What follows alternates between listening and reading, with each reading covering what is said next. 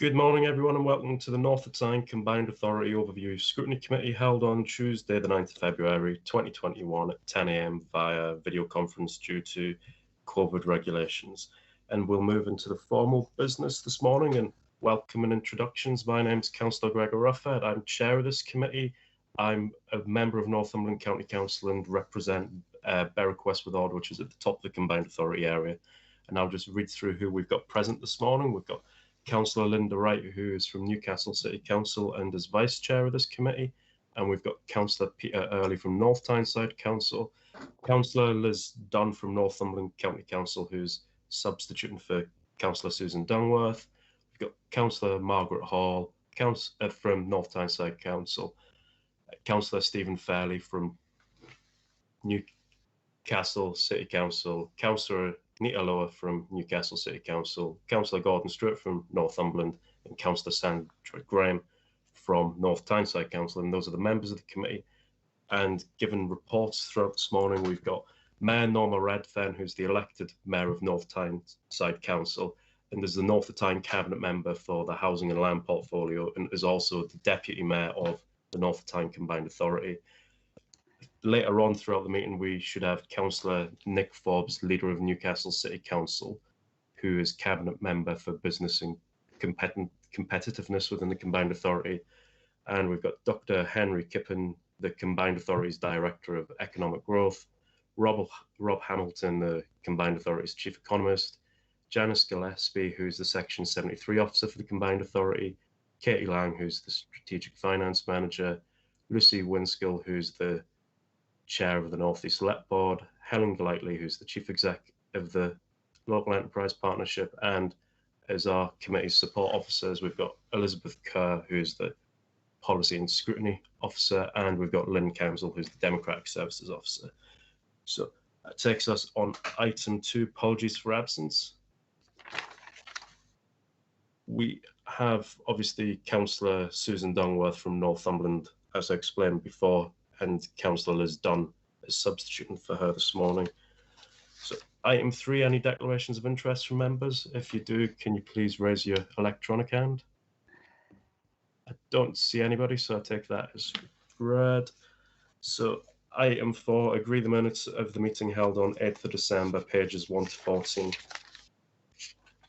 Are members happy for me to sign those as a true record at the end of the meeting? Agreed, yeah. Okay. Item 5, Cabinet Members Portfolio Update. So I would like to welcome Mayor Norma Redfern to present her report on the Housing and Land Portfolio. Thank you very much, and welcome, and thank you for inviting me. It's nice to see some of you I haven't seen for a long, long time, even if it is through the looking glass. And to those I haven't met, thank you for inviting me along, right? I think when we're looking at the Housing and Land Board portfolio, I think at the heart of this work, and I will say this again and time again, is about coming together. And if you belong in this area, you'd probably, like me, believe it's a great place to be anyway, right? But if you belong to this area, you even want it to be more, a greater, fantastic place to live.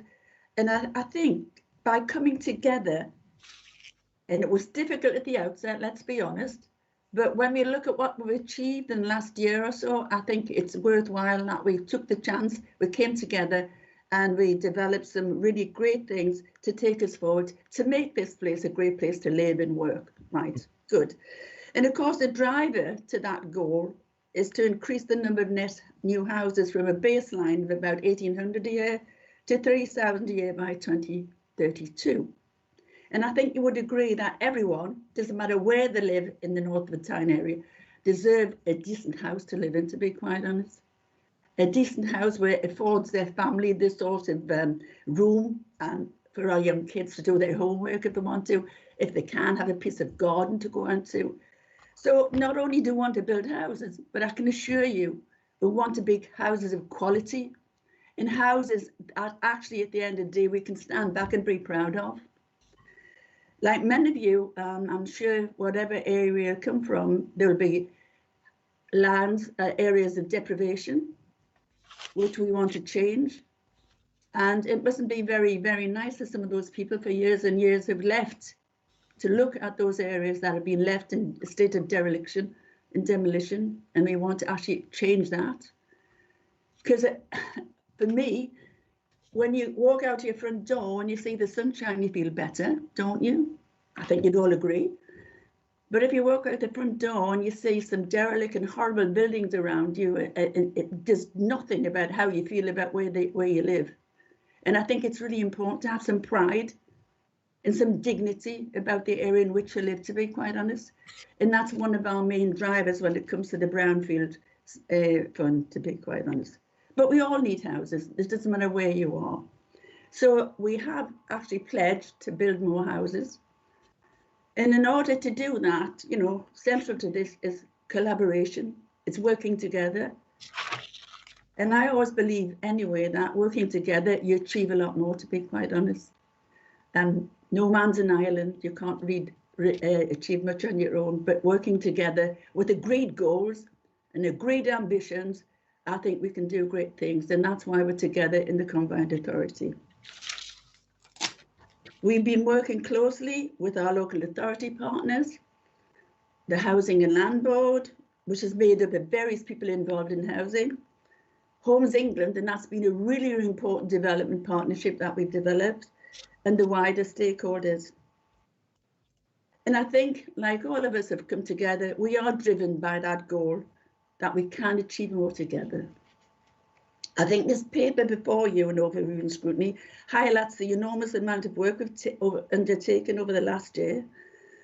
And that work has been done by the Housing and Land Portfolio, which I'm pleased to be chair.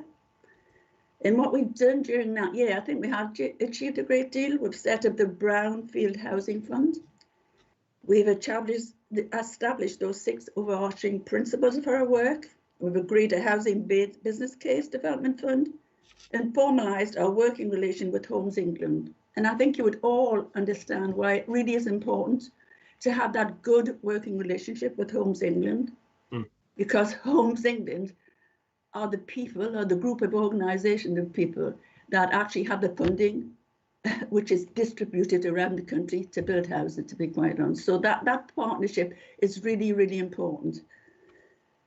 And I think when we come to one of the biggest achievements of the Combined Authority in the last year is the successful setup and the move towards delivery of the Brownfield Housing Fund. And what that enables us to do, to be quite honest, is if we use it wisely and work together and agree those goals, is to get rid of those eyesores that many of us have been looking at for many, many years and just been left. I remember working in a part of the city many, many years ago, right?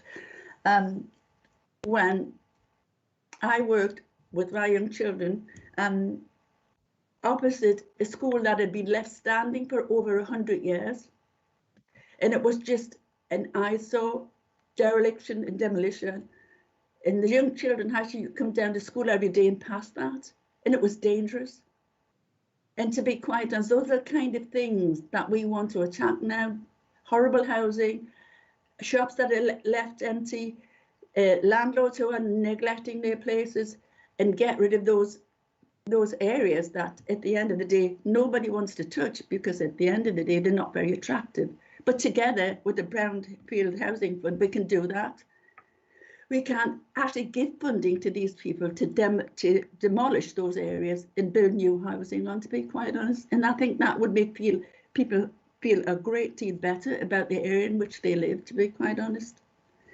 And I'm sure if you ask yourselves, and if you've been living, many of you, in cities and towns where for years things have been left as eyesores, and then once you begin to tackle them, you can feel a difference in the areas you live, how people feel differently about where they live. And I think there's lots of evidence of that around north of the Tyne, where we can continue to do that. But more easily because we have this Brownfield funding, which is great. There are 2 projects going forward very shortly, and that's phase 2 of the new Biggin Hall site. They've been approved, and another one in Scotswood, and I'm sure they're the places which are eyesores now and need to be dealt with. And this fund has enabled us to do that. And I'm pleased to say that 2 other projects are ready to go. One is the Commissioner's Cane, I think that's in Blyth in Northumberland, and some areas in our North Shields master plan here in North Tyneside. And they're actually ready to go. And now that will be really good, because in order to build belief why we came together in the combined authority is to see the reality, to see those things we talk about actually taking place. So I'm really pleased to say that. And I want to thank the officers, because in a year, that has taken a lot to achieve, to be actually lucky enough to get this funding, to actually provide good quality business cases and build a belief with whoever's given the money that they are deliverable. So that has been a lot of hard work by the office and the combined authority and some of our officers in housing across the board. So thank you very much to them. And as I've tried to say, I think the impact these sites will have on the continuing long-term regeneration work will be immense. Particularly, if you know Scotswood, and I think there's a disused shopping precinct in New Biggin has been an eyesore for some time. So I'm sure that will make a difference to the people who live there. To date, we've agreed a pipeline of 18 sites of our brownfield funding, and they are outlined in your report. And these are sites that are important to the communities. And I think that's really important to remember, that whatever we're doing has to have a benefit to the people we serve. And they themselves have to feel the benefits of our endeavours. And I think some of the things that we're going to look at, we are convinced that they will have the most benefit for our local residents. And at the heart of this has been a huge amount of collaboration between the 3 local authorities working together. The combined authority has awarded some revenue funding to each local authority to help them bring forward brownfield sites. And that has been helpful, because sometimes we don't have, as a local authority, the necessary resources to do that background work and get the cases built and do the research. But because we've been given this money from the combined authority, that's enabled us to build in some really good business cases. So that's much appreciated. And I'll just say again, that's a great example of the combined authority adding capacity and resources to our local authorities. I just got a bit of sore throat, so don't worry about it. I won't die on you. I think central to our work on the joint pipeline of strategic sites is a strong collaboration with Homes England, and I've tried to sort it, and I'm sure you would agree, it really is important to have that good working relationship. And working together, we will take forward and accelerate work on strategic sites across the north of Tyne. That has been agreed with all of you. These sites are of importance for our local authorities, and they often tie into wider placemaking ambitions of the local authorities. And the purpose of the joint pipeline is to better coordinate these sites right across the north of the Tyne, involving each local authority, the combined authority, and Homes England. And each site that we've identified will look at individually with each partner, examining and exploring how they can use respective capacity and resources to take forward the site in question. And I think we're clear that it will not always be financial interventions that are required. As an example, I think it may be that help for a site can be brought forward by Homes England using their internal expertise. So there's much to be gained by having this good partnership working together. And over the next couple of months, each site will be looked at in the round with officers from the local authorities, the combined authority, and Homes England. An action plan for every site will be drawn up with clear deliverables and time scales. And I think that's really important. They have to be deliverable, otherwise we'll lose the confidence of Homes England, and we need to keep those on board to work together. So each local authority has some kind of responsibility when it comes to what we're going to do and how we can move forward together. I think the process will be flexible, and we will reflect where each local authority is at in terms of the development cycle. The aim of our infrastructure pipeline is similar to that of our strategic housing pipeline. It will enable the combined authority to have a bank of potential investments.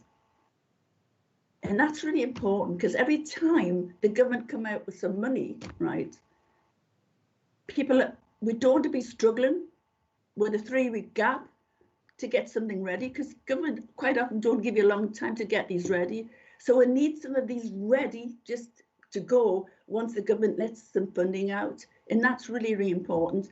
So we're ahead of what's happening, to be quite honest. I think, as I've said, it will enable the combined authority to have a bank of potential investments ready to take advantage of future funding and devolution of opportunities. To do this, we will consider the joint infrastructure plan in 2 ways.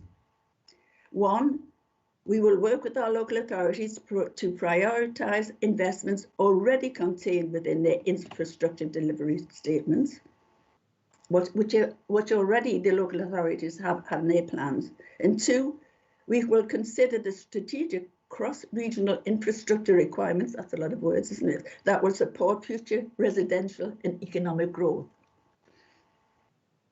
To date, one important and early piece of work has been the cross-regional transport planning framework, which sets out a long-term pipeline schemes. And you will be really aware recently of the agreement to start work on the Ashington-Newcastle line, which is really good news for all of us. But it opens opportunities, doesn't it, to look at the land, right, along the side of that rail, to start looking at how we can build housing there. And that affords people the opportunity to get rid of the cars, get on the line and get to wherever they want to be. So that'll be good for all of us, because there's quite a lot of people from Northumberland, right, travelling to North Tyneside and to Newcastle for work and go back again. And there were people who have, I suppose, friends or whatever in Northumberland and need to get up there. So if we can actually join that together as we're looking at what's happening with the line, look at those areas where we can build some really good business cases to develop housing along that line, right away along the line from Ashington to Newcastle. And I have to tell you that this work was funded by the North of Tyne. We've been looking at this. Yes, there's one piece of early work we're looking at. It's been funded by the North of Tyne Business Case Development Fund and provides a solution to ensure that wider benefits of transport investment are more broadly understood in terms of economic and productivity benefits.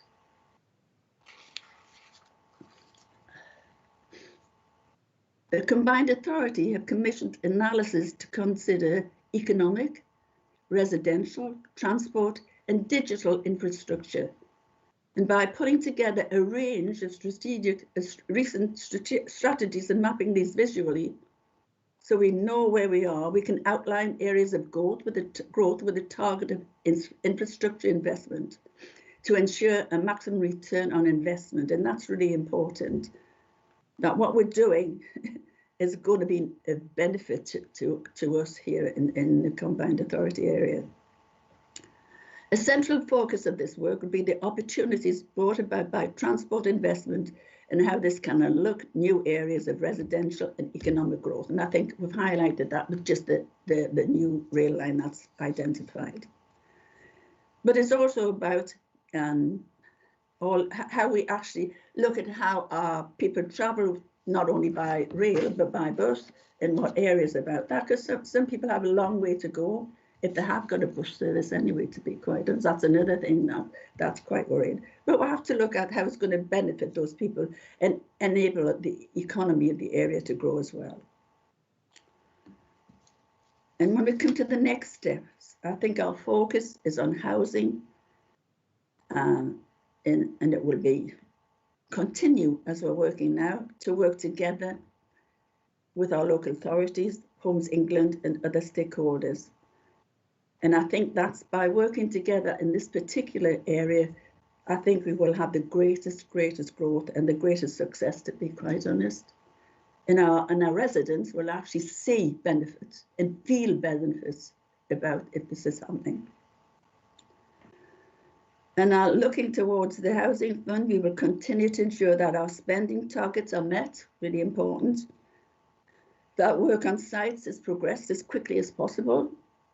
We will also look at how we share this progress with residents and involve our residents as to what's happening, and show the impact the combined authority is having on our communities. And that's really important. I think our residents not only have to believe that our local authorities are working for them, that by working together as local authorities in this combined authority, there are opportunities to bring benefits to our residents as well. I think our strategic pipeline will ensure that each strategic site identified has a work plan with a realistic timeline and resourcing plan. And we will advance these sites throughout the year, identifying future investment opportunities, working as a collective to ensure development happens as quickly as possible. And on the joint infrastructure plan, we expect the externally commissioned work to be completed by September 2021. And I'm sure you'll be given a copy of whatever we come to. And this will be set out where the Northern China areas of opportunity are, help us focus on our growth corridors, and identify the types of projects to unlock future economic and residential growth. And I would just like to say before we move on to questions and what have you, is that for me, to be quite honest, that this is an opportunity, not just about providing new homes. This is an opportunity to tackle regeneration. This is an opportunity to bring jobs, to be quite honest, to the area by building houses. It's an opportunity to give our young people opportunities in apprenticeships.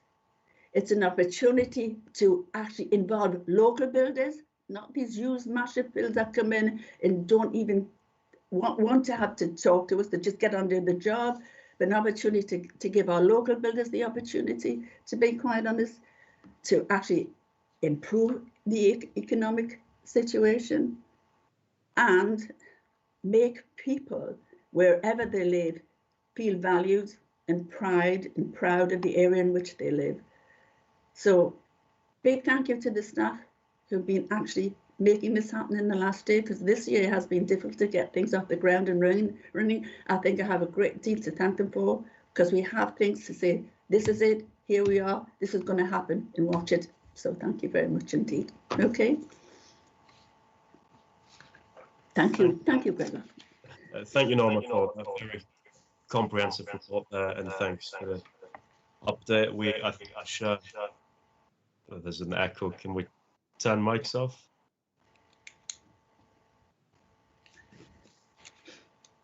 I'll open that up to questions from the committee first. I saw Councillor Wright first, then I had Councillor Graham. Thank you, Chair. Thank you, Norma, for your report, and I hope you feel better soon. Obviously, got a bit of a cold. It's not COVID. I'm all right. Well, you'd be like me. You'll have had the jab.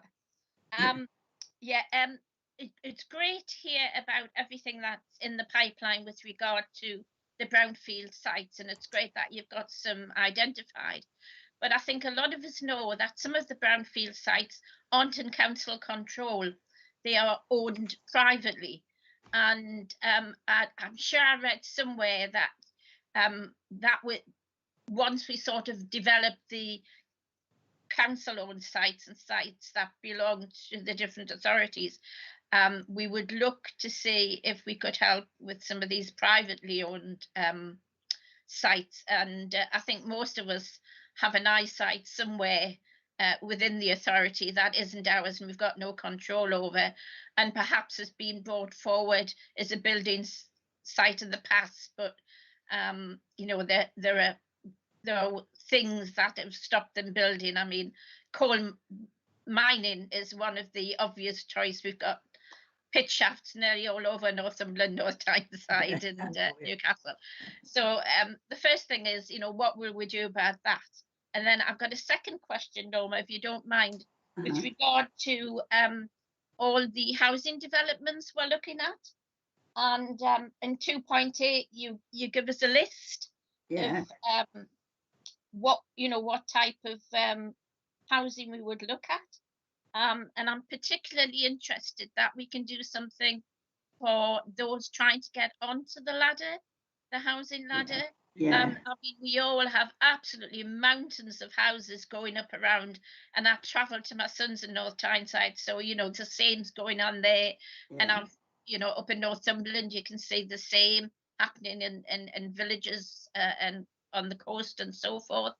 But I would like to know, what are we doing, what percentage we're doing to try, A, to get some council-owned housing on there, and B, how we can get our youngsters onto the housing ladder, probably with shared ownership, or even lower cost homes that are just 2-bedroom, just, you know, it gets a step on. And I noticed that I had written down Homes for Life, which I think that is on 2.8. But my last question is, are we making these houses environmentally sustainable?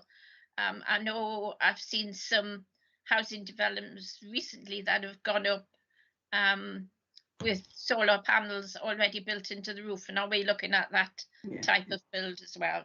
Thanks, Norma. Okay, Linda, thank you very much. The first thing about it, that I agree with you that some of the lands in some of the areas we're looking at are not owned by the council. So I think we have a duty as a council to work together, right, to see how we can best buy those lands from the owners, to be quite honest. And I think there are ways we can do that. So I think that's a really important thing, and that's something we should be discussing with Homes England as well. Where are we in that area? But I know in my council, we have quite recently worked somehow with owners to buy back some of the land that they've left in a terrible state, and get funding. And one of the funding things, I think, with the brownfield site is helps you to clear them and get rid of the debris that's being left alone. So that's the way forward. But I think that's something that with the combined authority in your local, in my local, in your local authority, we need to work together to actually defeat that obstacle and get over it, because it is important. Getting the youngsters on the land onto the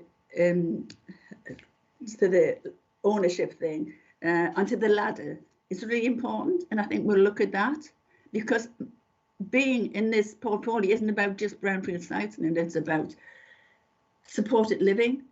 You know, it's about people who have never been able to have a house, how we can help them, how we sort of even help the homeless. You know, how do we get them into some sort of state where we can bring lots of support to bring their lives back together.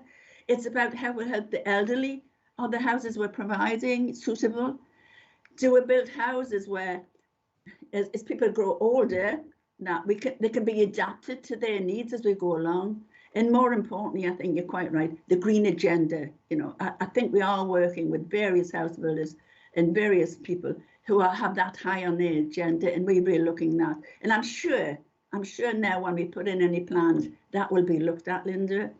So all those things are really important to us. So and if we're not, just shout at us. We'll try to do something about it. Right, thank you. Is that all right, Linda? Yeah.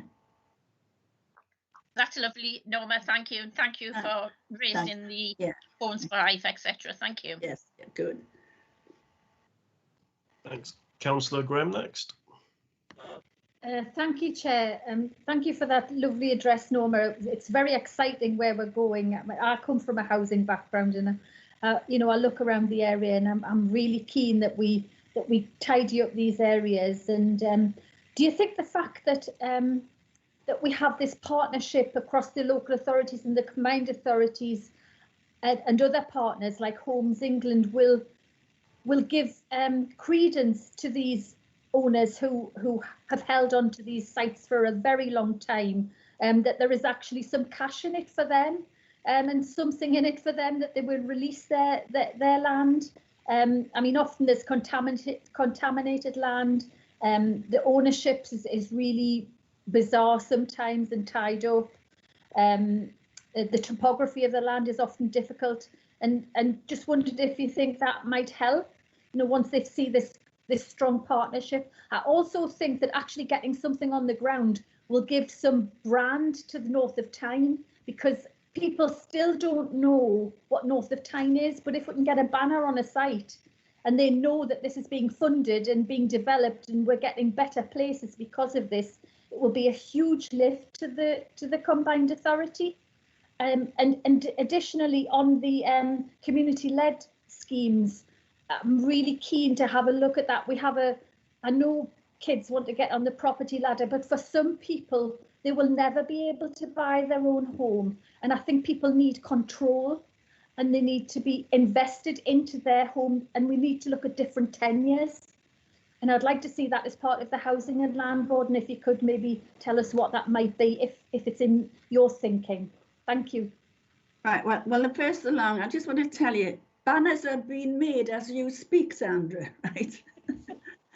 Because all those sites that we're going on to within the next month will have that banner on, okay? And I think you know, and you and Margaret come from an area, right, where you have seen a difference because this has been tackled in great pain. I know it's been great, it's been hard, but I think you can honestly say that you live where it's happened, and it has been, and I'm sure everybody else has, but I know you particularly, because I know you well, have gone through that, to be quite honest. But I do think having this strong partnership, right, and showing people we can work together, and what we're concerned about, it's doing the best for the residents, not arguing over a blade of grass because it's over the line in your area or it's not mine area. You know, let's have some adult, mature politics where we can make a difference to everybody. So I think that's really important. And I honestly believe that the relationship we've now developed in the combined authority and with Homes in England has really got off to a very good start. So much so that they're asking us to come up with some really strong business cases to take these areas forward. So that's good news. I agree with you there. Yeah, what are about the people? Well, you know, as far as I'm concerned, that I would love to build council houses, right? That would be amazing. What happened with the government funding, I don't know. I mean, there is social housing, which we will be delivering, but there's something, isn't there, years ago where it was much easier to build houses in a local authority. So I think that's something at a national level that we need to pursue, and perhaps Homes England, because they have the ear of the government, could have words with them. But I agree with everything you said, Sandra, and will we endeavour, right, to get all those things come together to make things happen. But the banners are being made as you speak, says Henry, and Henry knows they are, because I asked him about it last week. But I think there's nothing sort of stops you, any of you, that if you have a concern or a worry, to get in touch, you know, and see, we've got this concern, how can we, you know, attack this? How can we develop this? How can we find a solution? Because that's what this is about, really, all of you. Yeah. Thank you very much, Mayor. Thank you. Councillor Lower. Hello, Anita. Hi, thank you for that. Few things, thanks. It was quite an interesting report. There's an awful lot in there. I was just wondering, we've got lots of schemes which are talked about, and you mentioned Newbiggin Hall eyesores. Can I just say I live there, so I know. Thank you for that. But I'd be interested to know what exactly is being planned on these sites, and also in the very early stages. But I think it would be good if we had a table which showed us what the potential was for each one. Yeah. I'm thinking about, you know, the Buddle Road one. I mean, I was involved in something about that, and that's, you know, community housing. It's a cooperative that want to build them, which is something totally new.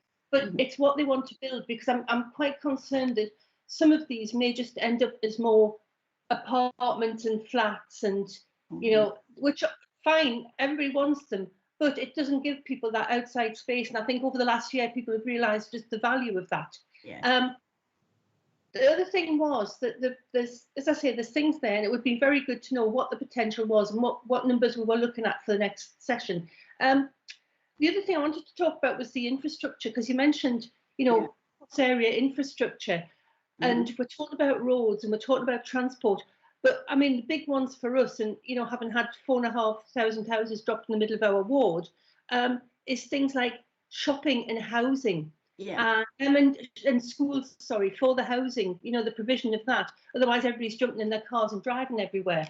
Yeah. And I just wondered if we were looking at, you know, there's a script saying at the minute about 15-minute neighbourhoods, and if that was part of this thinking, that when these brownfield sites are being put in, that they're looked at as being areas where they're a little bit more, I wouldn't say self-sufficient, but a bit more insular, being able to live within the area rather than having to travel out for everything.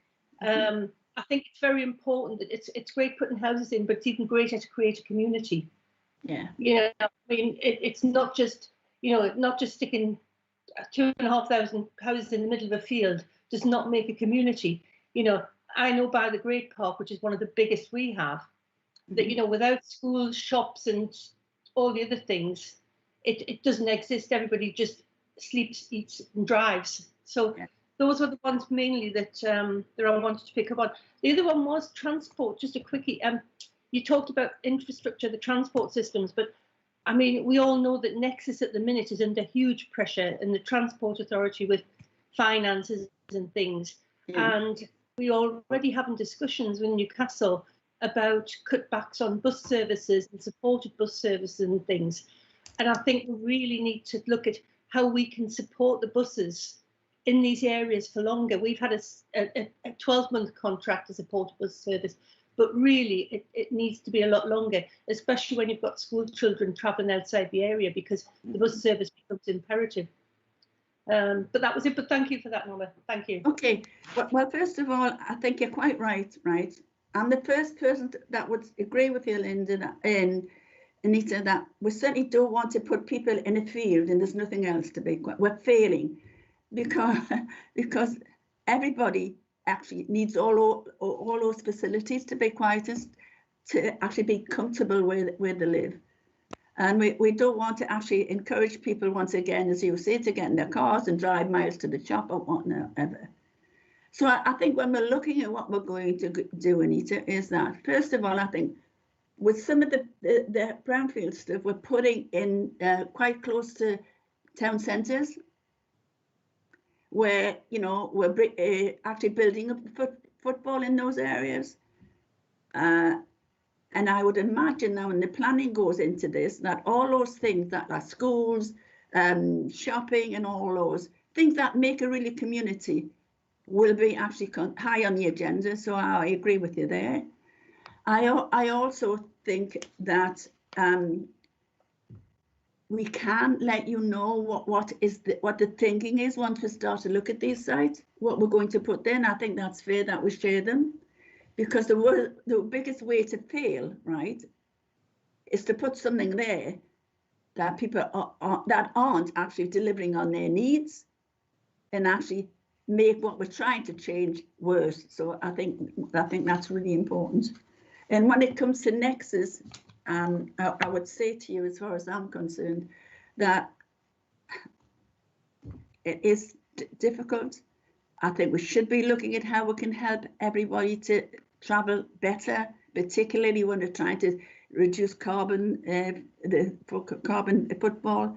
And that's something that, even if you're on a combined authority or in the local authority, or our nexus, a part of a transport, that should be high on the agenda for all of us, to be quite honest. And not only for us, but I think for our MPs as well. They need to be shouting very hard about this down in London, about how we're going to support this and how we're going to make this happen. Because if we move everybody off nexus into our cars, what are we achieving? You know, we're going backwards instead of forward. So I think that really is high on everybody. It should be high on everyone's agenda. And particularly, yes, we can tell you what, and we will tell you, if not, I'm sure, Anita, you would shout at us, the fact that what is going to go and how we're talking with you people about what's going on in your area and what will be on that site. And we will definitely discuss that with Homes England, and certainly with, well, actually, we've had a conversation with Duncan, who's is he the chair now, Henry, of the Homes England? And he is really keen, isn't he? He's really keen on creating communities. And all those things that he's that you've identified, he has sort of stated when he's been talking to us, it's really important about regenerating and actually making people feel as though they're part of a community again, because that's what really regeneration is about, isn't it? Creating communities. So all those things, yes, I agree with them all the way, Anita, and we'll do our best as we would go along, yeah. Councillor Fairley next. Thanks, Chair. Thanks for the report. It's really encouraging what's going on. I think my question has kind of already been touched on a little bit already, but I'll ask it anyway. It's about the brownfield housing sites, and I want to know kind of how what are the criteria that have been used to try and decide these sites, because you talk about delivering improvements, getting rid of eyesores, but would I be correct, and did I pick up correct when you said that the actual decision making has been delegated down to the local authority level? Because looking at the list of projects there's some really good projects, but they seem to be concentrating on ones that are maybe slightly more straightforward to deliver, things that, you know, shovel-ready schemes that you can get out there, that you can get a quick win, if you like, so far. But I think there are lots of other sites that would be well worth developing that are maybe a bit more difficult. I think Councillor Wright can think of one that's not too far from where we live, where the remediation costs, it would make a great little housing scheme, 20 houses, something like that, but the remediation costs are going to be really, really high. It's not a quick one to deliver. So what were the possibilities of bringing on sites like that? Have we gone for a quick win? How has it been delivered? And are we having plans to roll this out to some more difficult sites maybe in the future? I think I think what you've said there is probably where we are. I think one of the things we had to do initially was to come up with a plan, Councillor, where Homes England, who actually have this money, and the government have this money, we had to prove to them that it was possible. And that, you know, it wasn't a long journey, that they themselves as the government could see things happening, because that's where they're at, as you understand. But I totally agree with you.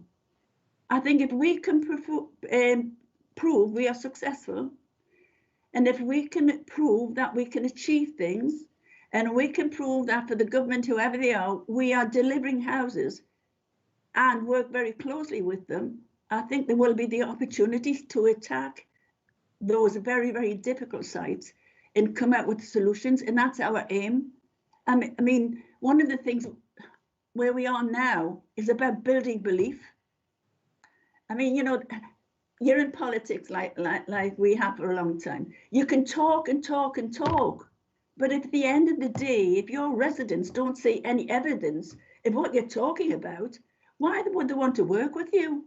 So there's something about saying to them, this is what we like to do, this is what you've told me, this is what's been on the agenda for some time, let's try and tackle them. And the minute we see some success and things happen, people will come on board, because people enjoy to be part of a success. So we're trying to prove to everybody that we're a responsible authority. We can actually draw up some really good business cases, but more importantly, we can make them happen and we can deliver. And that's the journey to where we want to be, as just described by you. Thanks, that's a good answer, thanks. Thank you. Got Councillor Stewart next. Thank you, Chair. Thank you very much. It's really good to see you again in the virtual world. I know, strange, isn't it? Yes. Excellent report and some ambitions there. We've spoken about a couple of areas. I don't want to name them in my report, but areas I know in the West End of Newcastle particularly well. And I would like you to explain, if you may, what holistic approach you've got to deal with all the issues there. So we're talking about employment as well as travel. Is there any joined up thinking for that? And also, has the strategy changed in relation to the pandemic? We're talking about employment opportunities and unfortunately some unemployment in areas, Yeah. and the way in which people will work from home. And that includes obviously the digital world, better connections, as I'm struggling here today to actually see you, but there you go. So it's great to hear about the fantastic investment that the government's putting into this and also into the Northumberland line as well, which will help a lot of people throughout the county, not just in South East Northumberland and North Tyneside and Newcastle. I would also be concerned about the changes in the way in which people shop. The Front Street was always, in the last few years anyway, an area to build above shops and people like the town centre living. Because of the pandemic, are there any changes in your views on that? Right, so thank you very much. I just want to say, well, certainly the last part, there's no change in my views as far as that's concerned. The fact that if we want to make, towns actually and shopping in towns last and grow, and I think there's opportunities there, we'll have to look at those derelict shops and those places in the town centres that we can turn back into housing. I think it's really, really important, to be quite honest, to increase the footfall. So, and when we look at towns or cities or areas around that, where we can build to make sure that continues and it doesn't die when you actually identify the way people shop now. And I think when you talk about the digital world, I think, yes, we're looking at the digital and making sure that when we're building those houses, that this is actually one of the criteria on top of the agenda, because we do understand the way people are changing. When we look at the criteria, right, I think one of the things that we have talked about is that our lives, people's changing with this pandemic, what will be changing, particularly I think of the way people work and the way people shop. However, people's basic needs don't change. People's basic needs about having a decent home in a decent area, and having a job to make good, they haven't changed. So those will always be there. But the way society and the way people work and the way people travel will be different, and we'll do our best to accommodate all that, to be quite honest. So I think you're right to point all those out. And I'm sure when we've been talking, that most of those things are on the agenda when we're discussing all this, particularly when we meet as a housing and land board and all the building company people come together, make it very clear that whatever anyone's going to build in the future, all those things have to be considered, to be quite honest. So I hope that helps you. And I'm sure, if you've got anything else that concerns you, just let us know. And that's what we're here for, to work with you. And I know some of the areas, some of the areas that I've worked in, I've watched them die. I worked in an area and I lived in an area where 20,000 men used to go down to work, down the bank on a Friday, right? And it's not so long ago, that on the Monday, somebody closed them and there was nothing. And those people are still thinking about what can happen to the places they live in. What about the mines? All those people that went down the mines and then they've left them and there's nothing for them. So all those things have to be high on the agenda. when we're talking about building the house, it's just not a home. It's about how all of the other important things, like Anita said, about building community, and you've identified, that make people sort of happy and content. And I think, you know, in my lifetime, I'm sure I've met a number of people who are just happy and content with those basic things. Not everybody wants to be the Prime Minister or a councillor or a mayor or a company director. You know, a lot of the people I used to speak to was happy with their job, happy with their family, a good school, a nice house to live in. They could go to the club on a Friday night, or they could go on a holiday once a year. And a lot of those people are happy with those things. So, you know, the basic needs of most people remain the same. And yes, we have to cater for everybody and offer everybody opportunities. But I think those basic things like you've identified are really important, and Anita has as well, are really important, and we'll try to deliver on that. Thank you. Thank you, Chair. Welcome. I've got Councillor Hall next. Thank you. Part of my point has been taken up. It was to make a plea about our high streets, because if there is anything looking derelict and an eyesore, it is the long linear shopping street. And I can't see the private sector investing in that. It's too big a problem for us as individual authorities. So maybe there is a hope that as a joint authority, as a regional authority, we could invest in those areas. And it's not just changing the derelict shops into housing. It could be that small firms, industry, craft, etc., small businesses could move into the high street, and that takes a look at planning and maybe being a little bit more flexible with what we see on our high street. It is a question of having a bit of imagination and looking at what is practical and what is needed. But certainly, I totally think that the brownfield sites being tackled is an absolute necessity. But just be mindful that some of the biggest eyesores and the biggest dereliction is on our high streets, every high street. I agree entirely with you, Margaret. And all I'm going to say to you is that if we can actually increase the footfall by building around those high streets or on the high streets, that would help. Because if we don't attack those shops that are derelict or those buildings around us, nobody will want to move into high street, as you say. So I think it's really important that when you want to, anyway, you know, when you want to go out for shopping, a lot of people still want to go out shopping. They don't want to stay in their houses. A lot of people just feel as though the only way they're going to get out is to go shopping. So we need to make those high streets attractive once again, and you know, appealing, and things that people will just want to go and have a sit down and have a coffee. But you don't want to sit and have a coffee when you're looking at some horrible tatty buildings across the road, do you? So that's really, really important. And then we are working on that, to be quite honest. Yeah.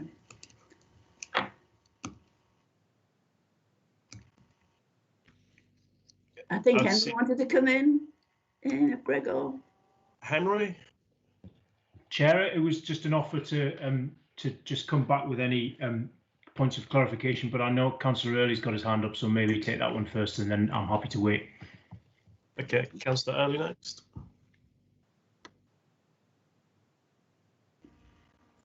I just wanted, it's more of a comment really. I think there's been a lot of questions, and the Mayor's given quite a few answers around the importance of infrastructure and community. And I know from two of the sites in North Tyneside that are in the report, North Shields redevelopment and Killingworth Moor, the plans for those. One is the regeneration of a town centre, which covers some of the most deprived parts of the borough in North Tyneside.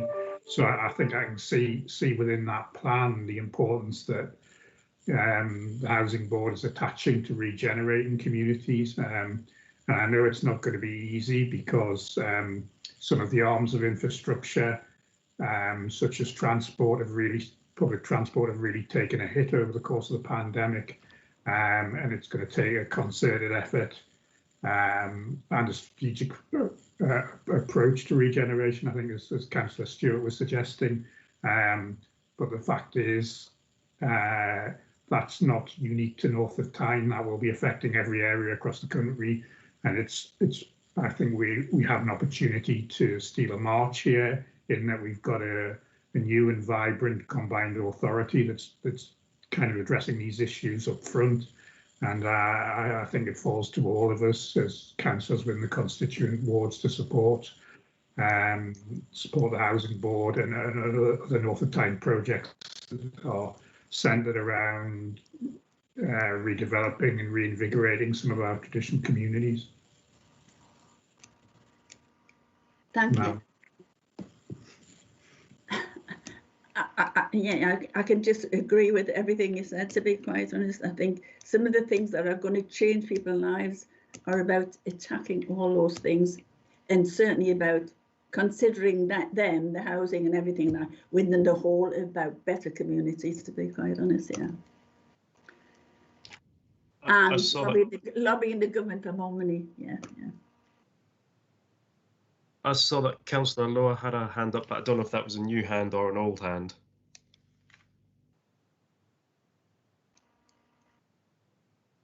Yes, it's the new hand, I think. Yeah, Councillor Lower.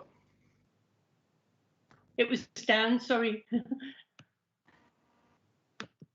There. Oh, thank you. Thanks. Reaction. Yeah. Just kicked us out. I think Henry wanted to come in, Gregor.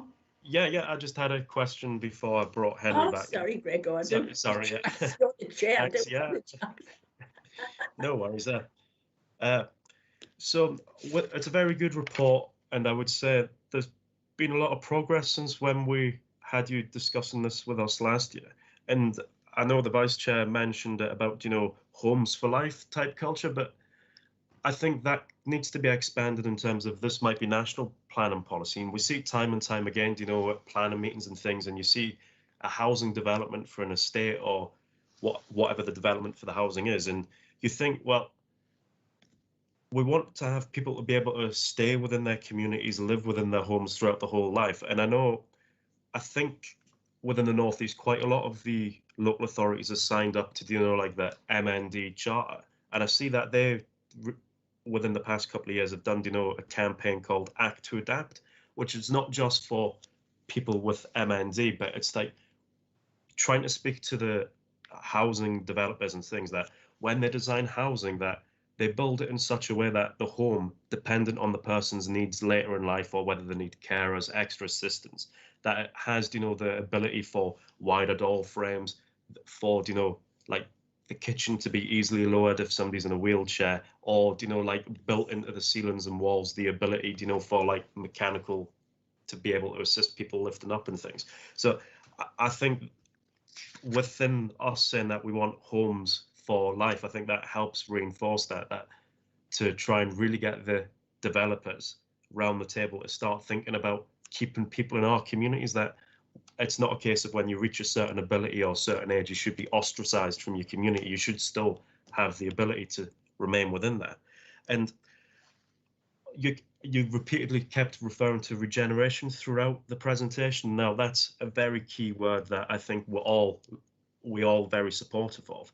And you've talked about partnership working as well. And coming from representing a community that is quite often described as being left behind on the last frontier and things like this, and you said we need a bank of potential projects. I wholeheartedly agree, because I've seen this time and time again happen within my community, of that there's so much debate and argument about who should be sat around the table, or what we think, that when government announces things like coastal community teams or high street funds, that by the time you've actually got people together around the table, you've not got actually a project to present to them. So partnerships, and it needs to be collaborative, of a mix of public sector, private sector, professional bodies, you know, like who can provide assistance within the expertise, but also include, you know, like the community and VCS sector of like how people feel on the ground about the ways that we're discussing the development of communities. And although it's fantastic to see that we've got a housing and land board and housing's at the heart of what we're doing, I am glad that we've got money for brownfield and prioritising disused sites, because I think development and uplifting communities needs to be done proportionately in time. Not that we suddenly see, you know, some of our outstanding places that are tourist hotspots suddenly becoming, you know, losing the character by having 1,000 homes built on the outskirts. So I think everything kind of, and it'll be interesting to see at a future date the matrix of how behind certain projects, you know, get up on the list and how others are. I think that will be quite interesting to see. And I think just going through, that was my main points. And I would just like to thank you for coming before the committee today before I bring Henry back in. And it's always interesting to hear from yourself. And thank you for taking the time to engage with us. And I'll hand over to Henry now. Can I just say to Gregor, thanks very much. I think, to be quite, it's really important that, you know, we meet with you people who do have influence in your local authorities. And I suppose if we can all agree here on what the important things, we can speak with authority. I'm sure in different areas that we have to make change. And it is important to me, I'm sure it's important to you, Gregor, that the people who actually were serving and the people who were delivering for are consulted about what we're doing for them, to be quite honest. And I think that's the way to build good partnerships. And I can actually tell you, on the Housing and Land Board, there are a number of builders there. And all those things that you are concerned about, to be quite honest, are actually being discussed, and making sure that the big builders like Cousins and Bell and things like that are well aware of what the needs are of our people and how we can best get to where they want to be. But I think what you all understand, we have no jurisdiction over the builders because they've already bought the land up, haven't they? Where we have got some jurisdiction is in your planning departments within local authorities, to be quite honest. And that's why we need to not only work closely in the combined authority, but work closely with the local authorities. So we're still on the same plane, to be quite honest, ensuring that we get quality and it fits our needs. In houses for life are really important, aren't they? To be quite, people are shouting about we need more bungalows. Well, they wouldn't need more bungalows, would we, if we could adapt the housing to people's needs as they grow older. So anyway, thank you very much. And it's always nice to come meet you. And you always fire me up again to get cracking stuff. Thank you very much. So, Henry, I see that you had your hand up. I'll just thank you, Chair. I don't want to say too much because Mayor Redfern's given such a comprehensive run through of what we're doing and why we're doing it, but I did just want to take a couple of points and emphasize a couple of points that the Mayor has raised and offer to bring back more detail on the specific sites to ONS, as was reflected, I think, in a question from Councillor Lauer. The reason we haven't done that now is because they're at different points in the decision-making cycle, and we thought it was best to do that when it was, you know, at the appropriate time, as they say. Just in terms of the response that Mayor Redfern gave on why we're prioritising certain sites within the brownfield programme, I just wanted to emphasise that kind of issue about confidence and pace and confidence from government, from the private sector, from local authorities that we can deliver has been a huge part of the way that Mayor Redfern steered the team over the last year, and is a huge part of why we're doing things as we're doing, because of course it's relatively easy to put plans and designs on the table, but getting a programme up and running and getting spades in the ground over a short space of time is arguably more important in terms of building the confidence that we can do more of that in future. And I'll come to this in the update in a few minutes when we get there on the agenda, but I would see the brownfield allocation and the work we're doing as phase one of what will be more funding down the line to support some of our housing goals. We'll have to keep pushing for that, and absolutely some of the issues that were raised, especially around how we bring forward development on complex sites are going to depend on exactly the kind of partnership building that Mayor Redfern's talked through. So there is a really strong relationship to that ethos of collaborative leadership and what's actually going to get things done and get money delivered to the region. So that's all I wanted to emphasise, and then an offer to come back to the committee with points of detail at the appropriate time. And members, please just let me know. Thank you. Thank you on that. And I don't see any more hands for anything urgent to respond to Henry or respond to Mayor Redfern there. So as I said before, Mayor Redfern, I'd like to thank you for coming before this committee.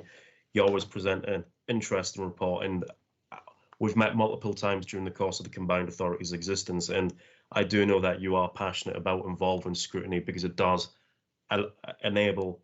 You're not somebody who sees scrutiny as, being the opposition or being obstructive. That it actually adds value to when you guys around the decision-making table finally come to a decision. So I'd like to thank you for that, and I think you're free to go now if you wish, or I'm more than happy for you to stay for the proceedings of the meeting if you also, and hopefully sometime we might be able to meet in person again, and until then, take care and keep safe.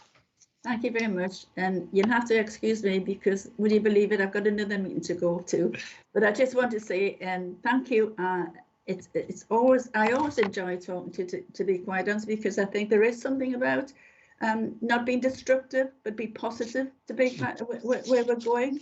So thank you all. And it's lovely to see some of you, even if it is through the looking glass, that I haven't seen for a long, long time. So do take care, stay safe, and all those things that you've identified will try to help you to get the information you need. So cheerio, everyone, and thank you very much. Thank you. Bye-bye. Thanks, Gregor.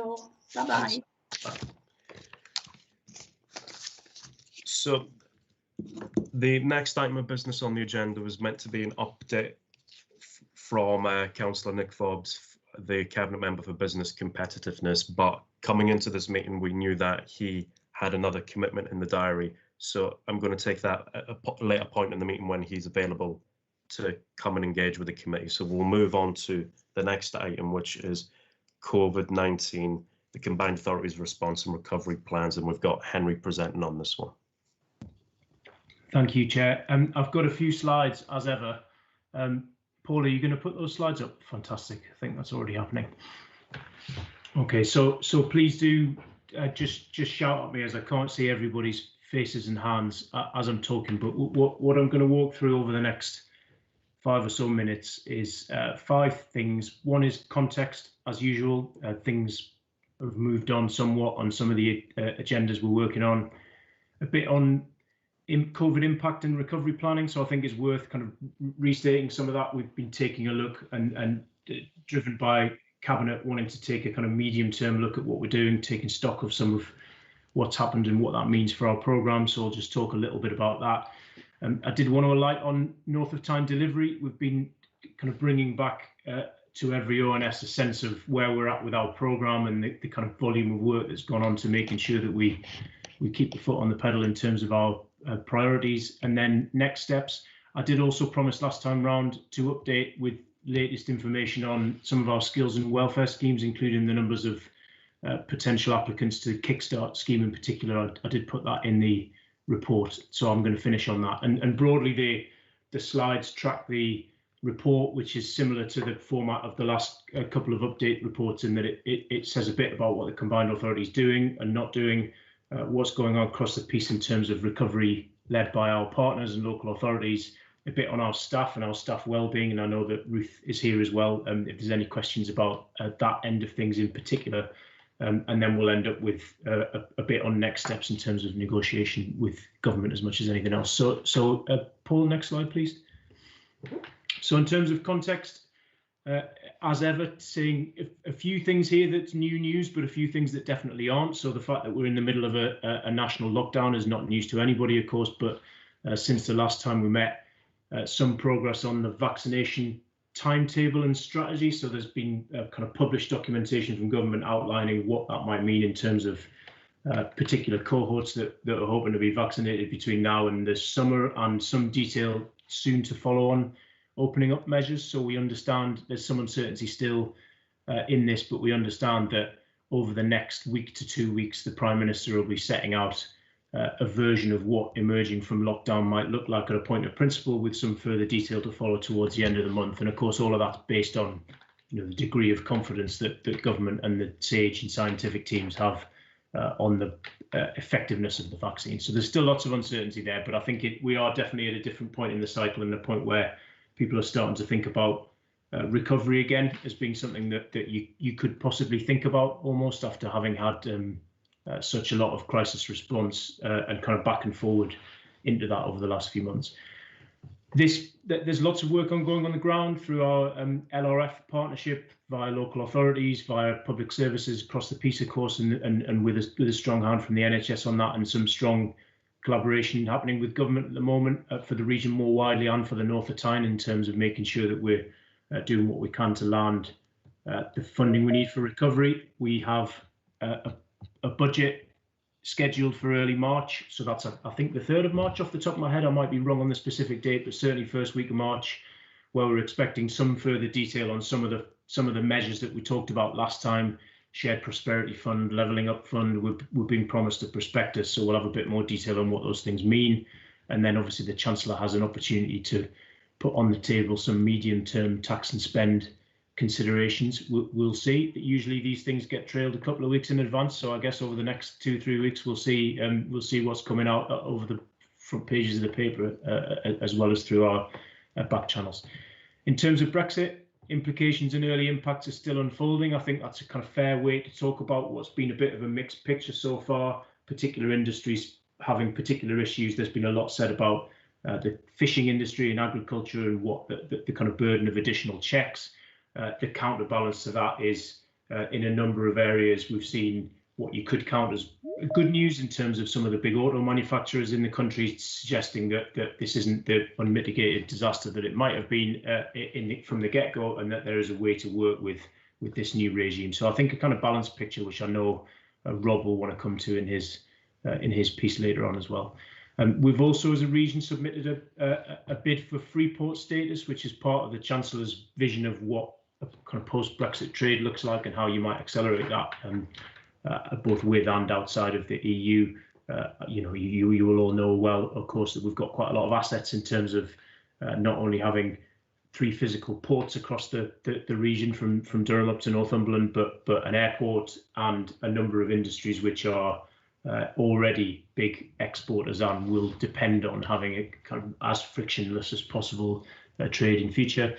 Jobs and skills we'll come to, but we're making good progress on our end of that. Obviously, there's a huge amount of national policy at work at the moment in terms of thinking about what the benefit system might need to do as people come off furlough, and some of the national measures. Project Restart is the name for one of them, 2.9 billion programme, which is about supporting people back into work who are furthest from the labour market. There's still work ongoing to define what the delivery mechanism for those might look like, and most of that is national government, but what we're doing regionally and with our local authority partners is being very proactive on the elements we can influence. And then we're in the stages of thinking about a regional roadmap, so you expect that obviously to align with what national government produces in terms of its next steps, and leaders and mayors across the region have been really clear that the health and economy relationship and addressing inequalities really proactively are the important elements of that. Next slide, please, Paul. In terms of pandemic impacts and taking stock a bit, this is where we go into really the kind of North of Tyne response in particular. There was a step back conversation had by Cabinet last week, which I think was really useful. It talked about this being absolutely a once in a generation shock, which is hitting families in terms of the kind of the tragedy that has befallen some families, individuals, communities in terms of the health impact and the additional number of deaths, particularly over winter, but also being about jobs, livelihoods, places. We've heard about high streets already in communities, and there is a risk, obviously, that exacerbates structural inequalities that our region suffers from anyway. So fragile employment, high unemployment numbers, relatively speaking, these are all issues where we absolutely need to be more proactive than ever in recovery, and that goes for central government as well as us. We know there's, again, this has been touched on. I think Councillor Stewart touched on this earlier, on shifting patterns of living, working, commuting, the shift to digital in many places. what that means for the transport network. There are real big challenges there in terms of how we fund the things that we're doing currently, but opportunities also to change that. And I think that certainly our cabinet want to be really proactive about thinking about those areas where we could make potentially a small investment, but could signal the direction of travel for the future. And then I think it's worth reflecting that the government response to some of this has been largely about mitigating the crisis, about making sure businesses stay afloat, about making sure that the kind of welfare settlement has enough in it for those people who've lost their jobs or are finding it harder to get into them. Now, there's plenty of arguments going back and forward about whether any of that's sufficient, and there are lots of people who are falling through the gaps, but it is really clear that in terms of our future, there's an opportunity now and probably a requirement to show what good looks like regionally, because this recovery in terms of what government might fund is not going to be necessarily just about what we need. It's going to be about their opportunities for investment and where the return on that investment is going to come from. So creating new jobs, new hope, new possibilities in our industries is really vital. Next slide, please. Yeah, you've seen this before, but we're building this into the way we're thinking about post-COVID recovery and renewal. So our future plans are being aligned around these areas that we've identified as being really critical. They range from the conversation we just had about jobs and skills and livelihood through to some of those areas that represent the future economy, which Councillor Forbes I know will want to talk to. So for sure, ageing economy, health and growth, Green New Deal, digital, all in that space really. Supporting our businesses, high streets and places, fiscal innovation, health and prevention, really important that we get prevention right and that we're supporting the next generation of public services that needs to evolve from this, and then transport infrastructure and connectivity. Next slide, please, Paul. So you see that we're aligning, as I talked about last time, we're aligning our work around the things that we know are going to be were not only important to the combined authority as it was set up, but are going to be increasingly important in recovery. And I think it's fair to say that a lot of the areas that Cabinet identified as being investment priorities, housing, skills, clean energy, digital, for example, remain big priorities now. So if anything, the crisis has emphasised that these are areas that are investable. These are areas where the future economy is going, if you like, and we're doing quite a lot, as you can see on this slide, to make sure that our investment is allocated to things that we know from the evidence base that we've collected are going to make the biggest difference. So the numbers on that slide represent decisions that have been made by Cabinet in terms of allocation of our investment fund. Some of those things are additional. So Brownfield Housing Fund under point number 4 we talked about earlier, and you can see across all of them. So without going into each of them specifically, you can see that what Cabinet has done is a really kind of bold look across the piece, and is really putting investment into areas where we know that transition is going to be needed in order to create those investment vehicles, so we know that more funding can follow. And in areas like inclusive economy, in recovery innovation, in jobs and skills, it's about being as proactive as possible with the devolution powers that we have too. So that just gives you a sense of the spread. I'm happy to cover any of those as ever in a bit more detail with as we go through the ONS agenda for the year and come back with any questions on any of those. Paul, next slide, please. To go specifically then into some of the skills and welfare interventions that members asked us to clarify, there's 5 things I've picked out here, and again, happy to take questions on detail on any of these.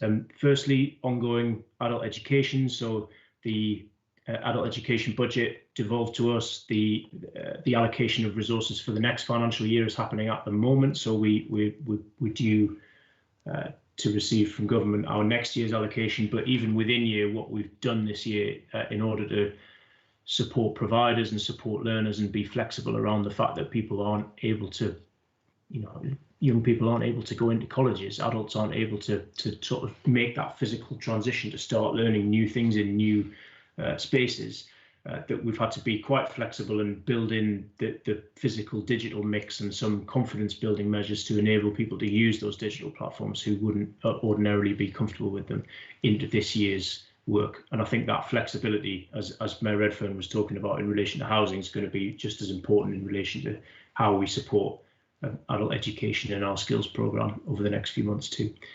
In terms of Kickstart, this is a national scheme that was announced, and there's been some news about that over the last month in terms of the eligibility criteria. In some places, organisations that were set up as intermediaries in the government's language, which is essentially giving small businesses the ability to apply without the kind of bureaucracy that they would have otherwise. In some areas, they've struggled to recruit. We've done quite well. I mean, early doors on this. We've got 67 placements being approved by DWP through 13 employers. We've got more to come, so there's about half of that amount to come through again in the pipeline as well. And the point of us playing this role really is to support those placements into jobs, but make sure that they are good jobs. There's consideration of our Good Work Pledge, that we're doing what we can to wrap around support, effectively employment support for people who might need more than the average in terms of support to be in those jobs, and make sure that there's enough support for them to progress out of a Kickstart scheme into something that looks like real employment in the future and that's longer term. Point 3 notes what we're doing on apprentices. So we took to Cabinet last month a decision to support the development of an apprenticeship hub, and in particular a digital platform to create a sort of simplified front door for young people and employers. We're doing that in close partnership with our local authorities. All of this really is about getting ready, as Mayor just talked about, for both future funding rounds, but also doing what we can to simplify the system, because it's just complicated, isn't it? And you know, the last thing you want is complexity when you've got the possibility of having lost your job or coming out of training and not seeing one in front of you in a way that it might have been pre-COVID. So we're trying to simplify that system, and then work, as you can see under point 4, with DWP on youth hubs, which is which will require some funding from the combined authority, which has been unlocked, and some funding from DWP, which is being considered at the moment, to basically create more wraparound support for young people, make sure the information and guidance is there, make sure we can help people into an environment where they can learn and train and get into work, and some of those apprenticeship opportunities too. So there's lots going on here, really. The system is complex, but we're absolutely doing what we can, hand in glove with local authorities, to try and create both simpler mechanisms and then mechanisms to do things across local authorities where that is appropriate. And then I think it's worth emphasising, because this is going to be an ongoing issue, that we made an early investment in supporting measures to combat digital exclusion over the summer, which was an initial, it was just over 600,000 to provide connectivity and kit to vulnerable children and some vulnerable adults over summer. We know that that's an issue that's going to probably, well, it's going to run and run, isn't it, given the amount of time that kids have been off school, the amount of time that people have had to adapt to a new environment without necessarily having the support and the finances or the kit to be able to get involved in what's going to be even more of a digital economy. So already 90% of job adverts are online, the evidence says, across the UK. I don't know what the global figure is, but absolutely that will increase, won't it, if we're in this mixed environment from here on in. Next slide, please, Paul. So in terms of next steps, this is the last slide, you'll be pleased to know. 4 things to pick out. First is around delivery, again echoing Mayor Redfern's point about confidence and delivery, and making sure that we're doing this through being able to point to actual progress on the ground. And I think across the board, the team is working really hard in a difficult environment to make sure that that's happening. And you know, that I think we've done well this year from my point of view, though obviously the real leadership here is provided by Cabinet, and that willingness to make sure that we can do things flexibly and innovatively, but keeping the pressure on, making sure that we're delivering, because that is the most important thing for people in the north of Tyne.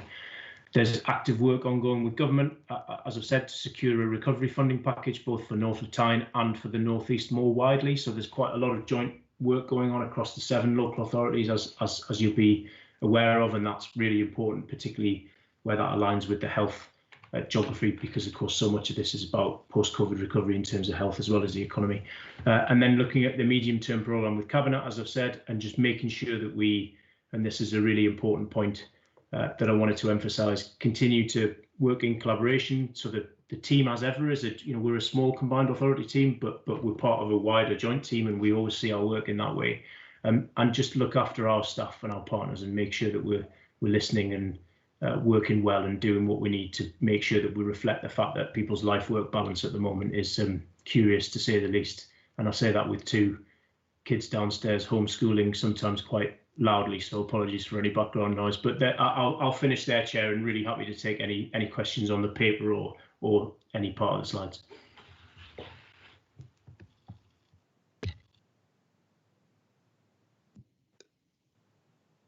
Councillor Lower, I see you've got your hand up. Yeah, just before we get into the discussion, Chair, I keep dropping in and out of this conversation, courtesy of the internet. I was wondering if it would be possible to have a copy of the slides, please. Of course, yeah. That's great. Okay, thanks, Chair.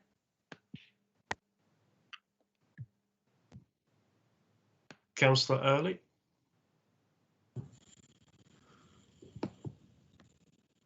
Thank you, Chair. Hi, Henry. Thanks for that. You mentioned on one of the slides the work on digital exclusion, and I know a lot of work has already been done around connectivity and providing hardware and IT accessibility. I think one of the things that I've picked up on is the lack of skills amongst some adults in terms of IT ability in a sort of older age group. Just some issues that have come across my desk. For example, the free school meal voucher system that we're running, that some parents have struggled with the skills to know how to download those and issues like that. And I guess that will then extend into homeschooling, which you just mentioned, you know, how they support their children with online homeschooling. And obviously, as you also mentioned, now, you know, job applications are all online. The recruitment process has largely taken place online at the moment. So I wonder, in terms of that digital exclusion money, have we got any plans, perhaps working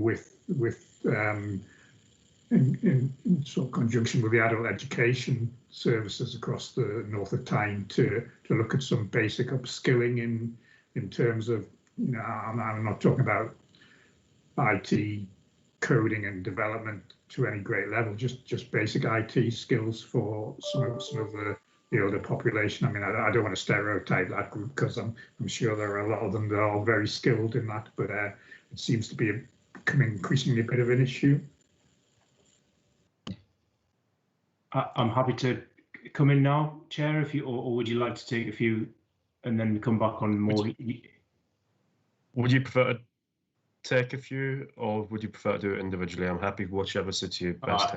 I can address Councillor Early's question, because it's probably fresh in my mind if I do it now. I absolutely agree with you on the fact that as a problem or an issue, digital exclusion is kind of always, it's been there since things started to shift online, and it's probably never been adequately dealt with in terms of the amount of funding that either local authorities or through the DFE it is available. Definitely been exacerbated now. In terms of proactively, what are we doing about it, or can we do about it? There's a couple of really specific things to just note, which I think would support what you're asking, but I will certainly take the question back and think about whether we can do more and whether the Cabinet have a view on that too. First is the AEB. So you talked about the whether and what can be done through devolved adult education. There's a skills plan in development at the moment, which has to be approved as part of the next round of AEB allocation, and the processes we use to determine who receives that money and what courses they put on. I know that the team are actively thinking about how digital exclusion factors into that, and whether there's more of an emphasis on both skills to support digital exclusion, or the basic skills you're talking about, but also modes of learning, because the two things reinforce each other, exactly as you imply, that if you're putting on a course to address digital exclusion and you're doing it physically, but nobody can leave their house, then it's a very strange mix, and there's a real risk for unintended consequences and all of that. So that elements of what you're asking about are being addressed within that skills plan. There are a number of measures that are being developed by local authorities using, not exclusively, but using the COVID response funding that we allocated across the piece, which you'll recall was 5 million in total, and each local authority brought together a package. And our investment panel last month considered a progress report, I suppose you could call it, which looked at where that's gone, what the balance is of business support and support for individuals, and how that might need to evolve in future. And we're actively looking at that. And if there are areas where local authorities are identifying real gaps, then we're going to build that into the evaluation that we're doing at the moment of that funding. So I think that's another really practical area we can build that in. We're seeing. It's worth also emphasising that we've got a wider digital investment programme which is within Councillor Forbes's portfolio, and that includes support for digital adoption. So that's been to date largely based on supporting sort of small and micro enterprises to get online. That might be a restaurant that needs to start trading and doing things online that couldn't do previously, just to give one example, but there's many. We're starting to see some joint investment from the private sector there as well. So you might have seen that Sage announced that it was bringing forward a kind of package of support to support digital adoption for small businesses too. And the latest round of that, we're actively looking to work with the voluntary sector and our voluntary sector ambassador to shape to make sure that we're doing as much as we can for those organisations that are community facing as well. So there's a range of really practical areas.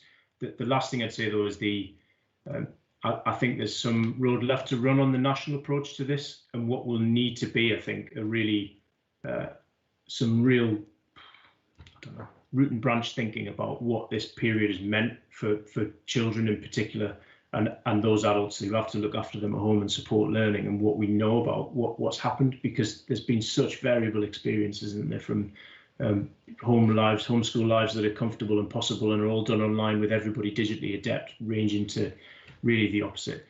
So I'm expecting that in the budget there will be some consideration of that in terms of national funding streams too. Okay, thank you, Henry. That's really useful. Thanks a lot. Councillor Graham. Was just to add to that which Peter earlier was on about there, Henry, and in another life, I'm also a church warden at a Church of England church, and since the pandemic, we have been Zooming services, which is great for those who are digitally connected, but for a lot of particularly older people, and because you can't go and see them, it's not the fact that they probably couldn't afford a device and to put Wi-Fi in, it's the fact that there's nobody to actually show them how to do it and give them the confidence to do that. And it's really isolating, and keeping in touch with those people has been really hard through letters and phone calls and all the rest of it. But it's trying to pull in that older generation often as well, who increasingly a lot of government business is done online as well. So it's how we can perhaps address that too. I completely take that point, and I think we ought to be pushing for, exactly as you imply, this not only to be about education and the economy, but about connecting to society and public services. And whilst the combined authority is more about the former than the latter currently, absolutely we should be keeping the pressure on in terms of some of that wider funding and recognition of the fact that people's social connections are just as much a part of their well-being as often the kind of mainstream things that we talk about around jobs and health services. So we really do recognise that and make sure we factor that in as much as possible. Thank you. Councillor Law, is that a new hand?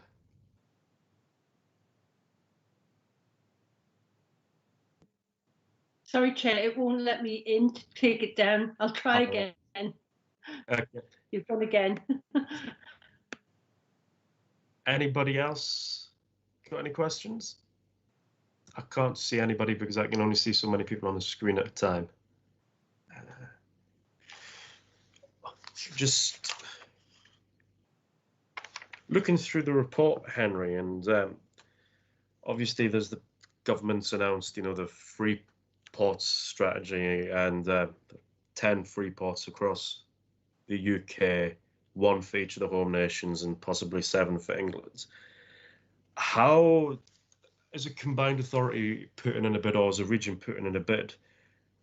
One of my colleagues in Northumberland at a meeting, or in a conversation yesterday, was alluding to that if we are successful in this, the messaging behind like the free port for the region's got to be positive and not being allowed to be seen as, you know, a tax haven for, you know, commercial companies, that it's actually of a benefit to the region and not benefiting some, you know, wealthy person abroad. So how as a combined authority do we demonstrate that that's the case, that it's based for the needs of the economy of the region and not based on the just needs of those businesses that might be involved? And just picking up a point, I think through the presentation, you talked about, you know, the ports within that there are more ports than that across the region, but those are like the main strategic ones.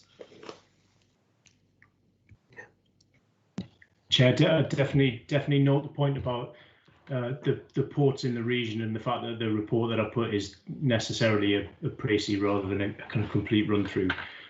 Just a couple of things on the bid, and it is a bid that's been put into a competitive process which we don't know the outcome to, so it's worth just emphasising that.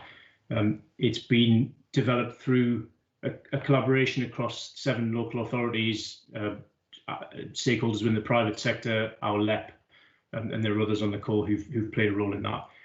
I think it's worth emphasising I guess the answer in your question about why we would do this, which actually for us, and a strong alignment with the North of Tyne programme here, which emphasises areas that I know Councillor Forbes will pick up on around the potential of the digital economy, of clean energy. If you look across the piece, really this is about that kind of arc that stretches up from advanced manufacturing, electric vehicles in Nissan, all the way through to the potential of clean energy in Blyth. And I think the story that we want to tell, absolutely, you're right, is a positive one about where this region's going in terms of its assets and its strengths.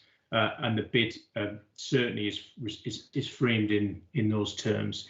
Let's hope that we come through the competitive process with the ability to make that a reality, but certainly we will be focusing on exactly what you described, which is the reasons why this is going to support our net zero transition and economic growth outcomes in the future. Thanks for that, Henry. And I only mentioned it, I know it could potentially be discussed in another agenda item. I only mentioned it now because, as you say, it was mentioned just briefly within the report. And you've kind of satisfied my question there, because if colleagues in our constituent authorities are almost, you know, asking challenging questions, that it's a collaboration across the region presenting it, that the messaging of the combined authority kind of needs to be like spot on to kind of like possibly, you know, briefing sent around, you know, all members at the appropriate time to give them a briefing of like, this is the main points and this is why and things like that. Because I do think probably from what a backbench councillor was telling me yesterday from my authority, that they do feel a bit disconnected from what has happened and higher up, that the reporting back mechanisms and many things is good, but in some areas could be better. And I just thought it was appropriate to give that feedback. But just specifically on Henry's report, is there any more questions? No. And just, I would like to thank Henry for that. And we always appreciate you coming to the committee and engaging with ONS and making us part of the decision-making process. And just picking up one thing that, just echoing what you said within the report, that our staff have done a fantastic job throughout this year with very challenging circumstances for everyone, and they certainly punch above the weight. And I know from quite a lot of engagement with them throughout the course of, you know, this role in the committee, they all rate you very highly and commend your work, and that you are very good at sort of engagement with them. So thank you for that. So I see that Councillor Forbes, leader of Newcastle City Council, is joined now. So I think it would be appropriate to take his portfolio update now at this point in the meeting. And before I hand over to him, I would like to thank him, because I know we were meant to get him coming to the committee in December, but due to circumstances, there was a meeting clash. But I think this goes to show that there's, amongst our North of Tyne cabinet members, that there are some who are really committed to engaging with us, and I think that is a very positive message that this is a collaboration and a working partnership. And I'd like to thank him for taking time out of what will no doubt be a busy schedule for him to engage with us on this report.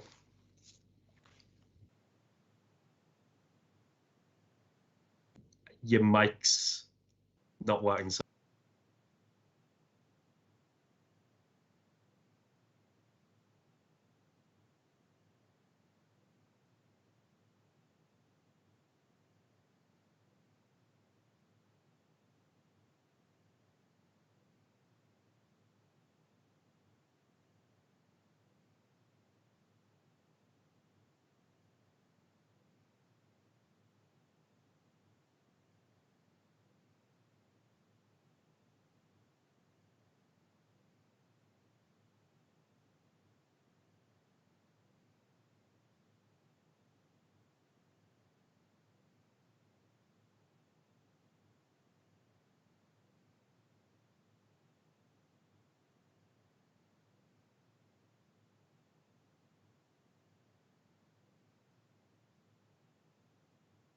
It's still not working.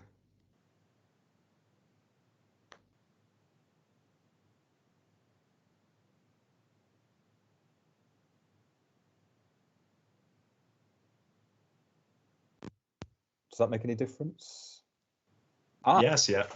Excellent. You can hear me. Sorry, I've for some reason my microphone and camera went wrong yesterday, and I've been struggling with them all morning. So apologies about that, Chair. But thank you for creating the time in the meeting for me to come along and briefly present my report, and apologies again for not being able to make the December meeting. As you said, something else came in and overran, which meant that I was unable to join.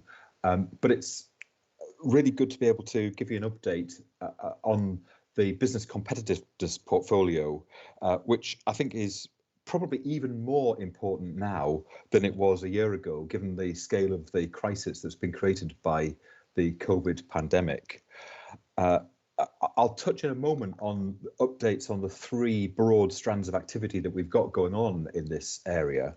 But the first thing to say is that the Combined Authority has moved extremely quickly to provide a lot of additional business support for businesses that have struggled over the last year. And it's been absolutely brilliant to see the flexibility of the organisation and the responsiveness of the staff team to be able to support businesses wherever possible in getting through a really tough time.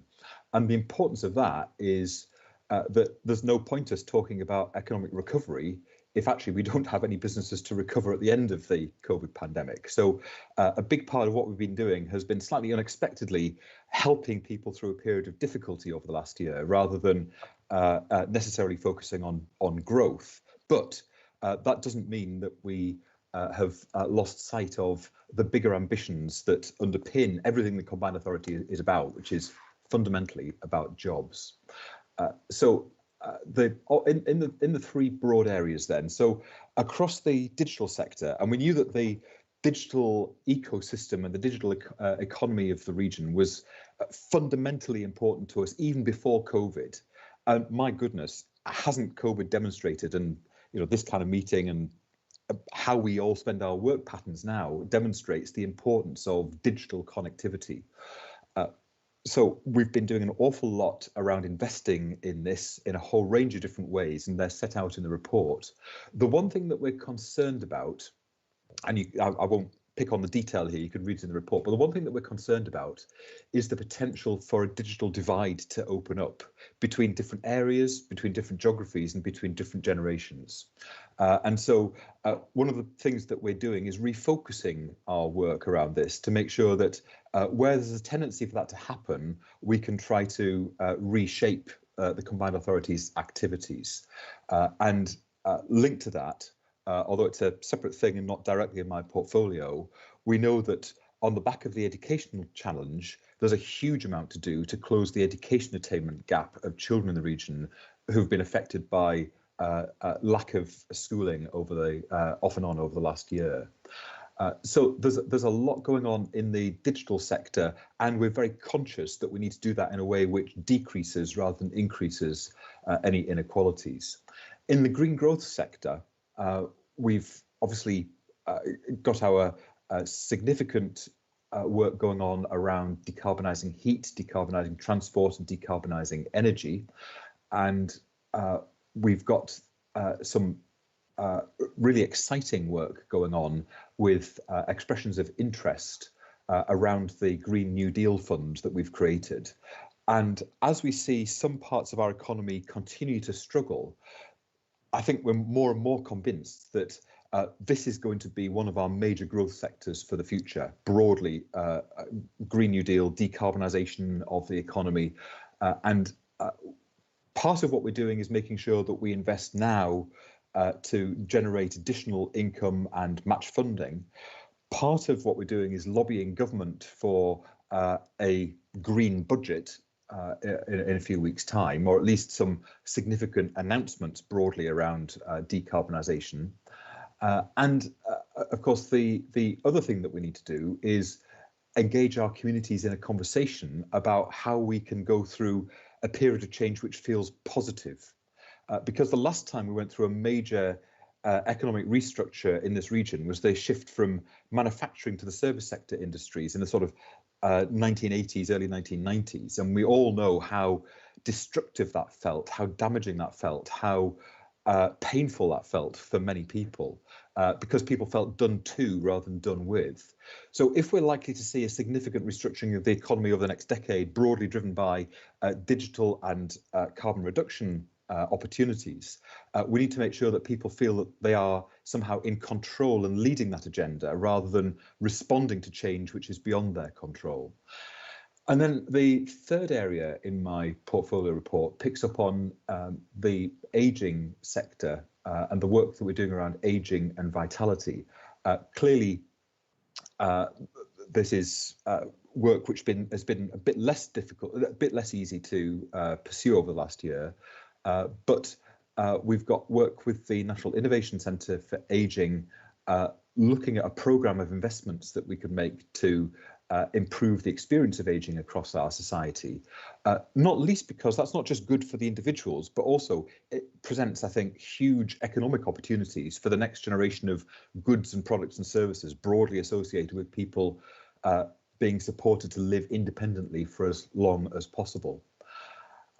So it's been, I have to say, Chair, a very challenging year, but I think the final point that I'd reflect on is that it would have been even more difficult for our businesses and even more difficult for our growing sectors if we hadn't had the combined authority and we hadn't had the investment work, the coordination, the policy development and the influence of government that our combined authority has brought in each of these areas. And I hope that, like me, you'll see the real value of the work that our combined authority is bringing to jobs, prosperity and the economy of our region. Thank you for that, Councillor Forbes. So I'll open that up to questions from the committee at this point. Any questions or comments from committee members? Councillor Wright.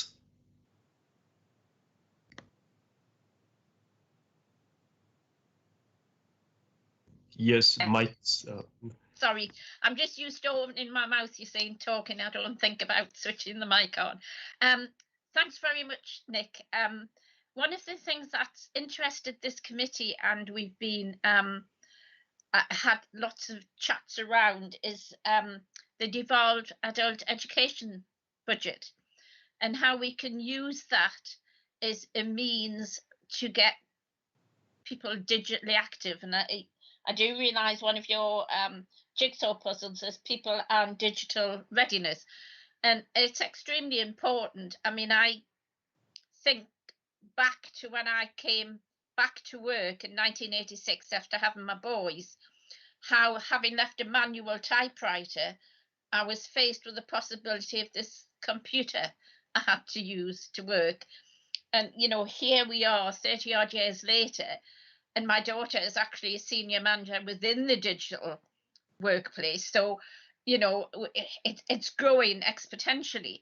And one of the things that we worry about is trying to get our residents from Northumberland, from Newcastle, and from North Tyneside to the areas where they can get this training, and whether or not we are going to look to support where possible. Obviously, for basic digital training, it's quite easy to do within our communities, within our libraries, which we know libraries have done this in the past and are very experienced at it. And it's one of the main reasons for this, and I know this is outside of our remit, and we always come back to it, is the fact that the transport's not always available to go direct, and then that, you know, if you've got to do 2 or 3 buses, it's a time factor, it's a financial commitment. And I was just wondering if you could say a little bit about that, please, Nick. Thanks very much, Linda, and it's a really important question. I think it's something which has been particularly relevant as a result of and a recognition that COVID has accelerated a lot of changes that I think were already starting to happen about people's work patterns and transport and commuting arrangements, even shopping habits and how we spend our leisure time. But I think COVID sort of concertinaed a lot of that change into a much shorter period of time than we would normally be able to have, and that's, I think, presenting some difficulties around adjustment. So one of the things that we've got an ambition around as a combined authority is that we would establish ultra-fast broadband capacity into all of our public buildings right across the north of Tyne area. And one of the things that does is firstly give huge opportunities to be able to use those buildings, whether they are community centres or libraries or schools or other public buildings, in a more flexible way. And so you could see how it would be very much easier to be able to run, for example, startup classes for people wanting to get online if they could pop down to their local library or community centre rather than having to travel distances for it. So that's one thing, getting the infrastructure right and joining up our public buildings. And of course, if we get our public buildings joined up, we've then got the skeleton of a network that can be then used to make sure we get ultra-fast broadband into people's homes as well. So it's a way of making sure that particularly some of the communities that are further away from the urban core, not just in rural Northumberland, but even in places like you represent in the outer west of Newcastle, will be able to have the same kind of quality and reliability of broadband access that the urban core enjoys. So that's part of our vision for digitally enabling. And the other part of it is, as you say, the adult education budget, and making sure that what we use the adult education budget for is actually meaningful and adds value to what people want to achieve. Part of that, I think, is about a long-term investment in lifelong learning that helps people develop not just the specific technical skills that they might need to do particular jobs, but the skills like adaptability and resilience and ability to deal with complex information and make sense of it, and the kind of things that people need in order to be able to survive in the modern world. And of course, the other thing linked to the adult education budget, and more generally the education budgets that we want to have devolved to us in future, is that we can only have a transition in the economy which is supported if we can help people retrain throughout their working lives, do different types of jobs. And we need to be able to match the public sector investment that we can bring to the table with the kind of investment that private sector organisations might bring through their own training budgets. And I think if we did that, we could not only have a joined up conversation, but I think achieve much greater efficiency for the resources that are available. And you can't do any of that behind a desk in Whitehall. You have to be able to do it at a local level, because it has to be about local conversations and local connections to join it up. So I think there's a huge, an exciting programme of activity here, which hopefully, as I said in my opening comments, will help to close the digital divide that is in danger of opening up between generations, between geographies, if we're not careful. Thanks, Nick. Thank you. Councillor Fairley next. Yes, hello Nick. Thanks for that. You mentioned in your report that how we had to restructure the northeast economy in the 80s, moving away from manufacturing into the service sector. Well, it seems that we're kind of moving full circle again, and that some of the service sector jobs now are beginning to decline, and not, maybe it's not too much an exaggeration to say that physical retail in particular is in a big crisis. And maybe we should have spotted this coming, but the COVID crisis has certainly brought this to the fore. And I'm wondering, what are we doing to adapt to this? Because we're on a number of fronts. We've got a lot of potential retail property that's standing empty that needs to be repurposed. And how do we match the skill sets of people who've maybe worked in retail, who are, let's say people facing, they've got people skills, frontline people facing skills. How can we match those skills to new jobs? Because I'm thinking that if the jobs are digital, they're not necessarily going to match the skill sets of the people who are going to be unemployed. Maybe the same goes for some of the Green Deal jobs as well. That how do we match the skill sets to these people? Thanks, Steve. If I can maybe make a couple of observations. So, firstly, the difference that I think that we want to achieve between what happened the last time there was a major economic restructure and what I think is likely to happen now over the next decade is I want it to feel like it's a much more locally led and much more humane approach than simply writing off industries and casting people onto the scrap heap, which is how it felt. That's the region that I grew up in, and I think that's the region I came of age in, and that's the region where, when I went to school in the 80s and 90s, the sense was if you wanted to make a career for yourself, you had to move away. One of the things that drives me as a politician is I don't want kids growing up in our region now to feel they have to move away for good job opportunities. But that doesn't mean that we can be complacent, assume those good job opportunities, once we've landed them, will be here forever. We've got to constantly think about how we reinvent and renew our approach so that there is genuinely employment opportunities for life for people.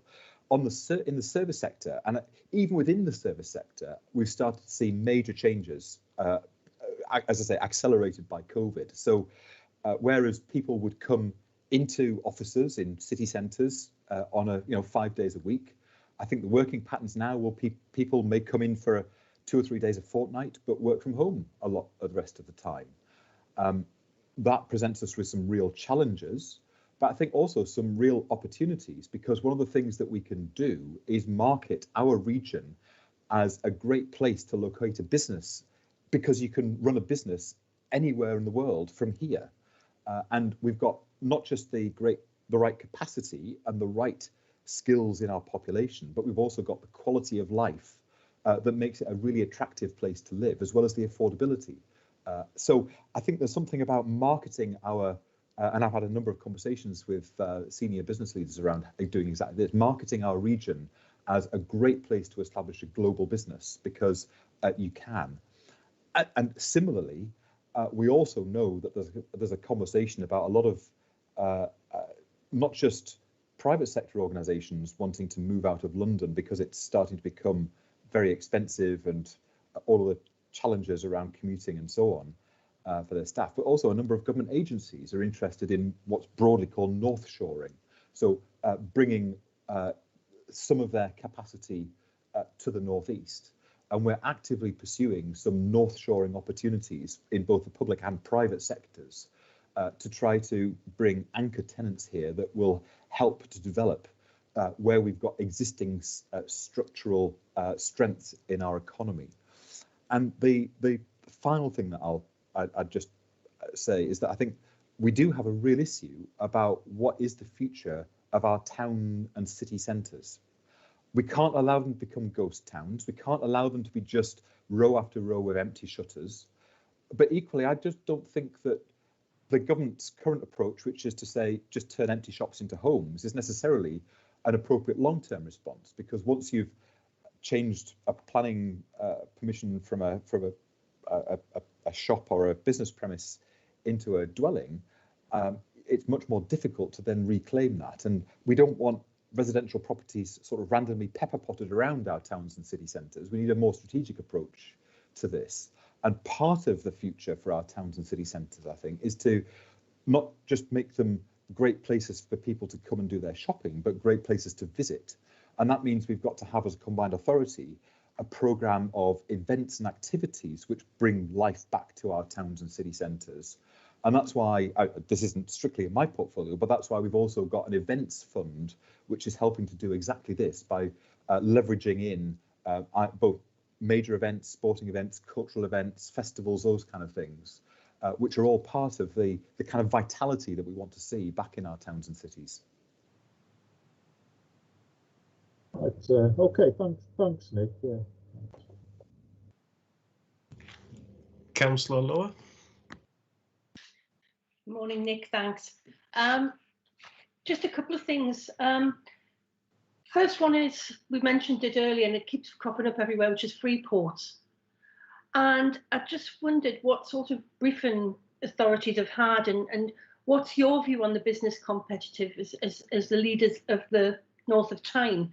Do you think it'll be good for the economy? And do you think that there might be some problem with employment regulations being watered down, or do you think we would be able to keep enough control on this to make sure it's the way we want it, not expanded to something that isn't as desirable, shall we say? Do you want the second one? Let me take that one first, Anita, and good to see you, and thank you for asking me what's probably the most difficult question to answer this morning, but I'll give it a shot. I try. Well, I know the last presentation you had was about the Freeport bid. As leaders across the LA7 area, we've put a lot of time into making sure that the Freeport bid that's being submitted by the LEP on our behalf most closely matches our ambitions for how people will be treated, how people will be employed, and how the economy would work. It's not a secret that I've got some concerns about displacement activity into Freeport areas. I've got some concerns about the viability of business rate retention at a time when the direction of travel is for local government finance to be based on business rate retention. And by having a Freeport retaining business rate growth, it closes off the opportunity for local authorities to retain that business rate growth, which is what was envisaged as part of the local government settlement. So there's a policy inconsistency at a national level around the funding here. But what we've pushed for, and I think I saw Lucy on this call as well, is something which is most closely aligned with our ambitions here for the economy, and which has the least disruptive effect or displacement effect on existing activity and gives the greatest added value to new activities that we would want to attract to the region. The one thing that I am still concerned about, frankly, is the opportunity for businesses within a Freeport area to be given tax breaks that aren't available to those outside of the Freeport area. And you can see how that could be beneficial if it was for things like the purchase of equipment or machinery to help establish a manufacturing business. When it's things like waiver of national insurance contributions for a number of years, you then have to question whether actually this is going to have the desired impact on the quality of employment practice that we all want to see. And so I'm keeping a very close eye on how that works out. But I'm satisfied that the Freeport bid that we've put together, if I was in government, I wouldn't have chosen Freeports as the vehicle to do it, but it's the show in town. We've got to be pragmatic about it. And the one that we put together, I think, most closely matches our ambition and values as a combined authority. Yeah, I mean, just to comment on that, I mean, I think there are a lot of pitfalls with them, and obviously sitting on the City Regions Board, I've talked about this an awful lot. I do think that we need to be in it, because otherwise we could just end up as a corridor from a port to somewhere else and have no benefit. So I think it's good that we've got some control over it and we get it. I do hope that we will keep that closely monitored, shall we say, whether it's by the LEP or by the North of Tyne. But I really think it's something that we've got to keep on top of. We can't just let the government say, well, it's nothing to do with you. It really is. So thanks for that. The other one is the spending recovery and announcement stuff. Just a simple one, Tori. I just wanted to know, we're looking at things like the Levelling Up Fund and the Shared Prosperity Fund, which of course we still haven't had any details on and been waiting for a long time. But are you now programming COVID into the North of Tyne really programs, and has it made any difference to the future looks compared to where we were, say, 12 months ago? The short answer is yes, and one of the things that the Combined Authority has been doing over the last year is helping businesses to adjust to a slightly different world because of COVID. So, for example, COVID safety procedures, training of staff, modest investment in, for example, things like screens in premises, those kind of things. Those are all helping people to get cashless payment systems established. Those are all practical things that we've been helping with over the last 12 months or so with businesses in the region. And long term, one of the things that we've discussed as a Combined Authority Cabinet is not just making sure that we invest in making our businesses COVID safe, but actively using that as a marketing opportunity for people who want to holiday in the UK this year, because we know that the North East is, and our area is a very safe place to visit, because we've invested the time, the money and the training to make it so for people. So I think there's some great opportunities there for people to see this as a great place to visit and feel secure about doing so, because we've got the right COVID safety in place. On the Shared Prosperity Fund, I think the government has spent it about 4 times over already by now. So not quite sure where they're up to with any announcements about that. We might hear something in the budget in a few weeks' time. The issue that I have both with the kind of initial thoughts around the Levelling Up Fund, the Town Centres Fund, the Future Cities Fund, they're all national schemes that we have to bid into. And I thought when we'd won the argument around devolution that we'd established the principle that government would devolve money to us and allow us to develop our own capital programme around how it's spent according to local priorities. And it's frustrating that we've actually gone backwards from that. And even the Transforming Cities Fund, 50% of that was passported directly through to combined authorities. None of, as I understand it, the Levelling Up Fund is going to be passported through.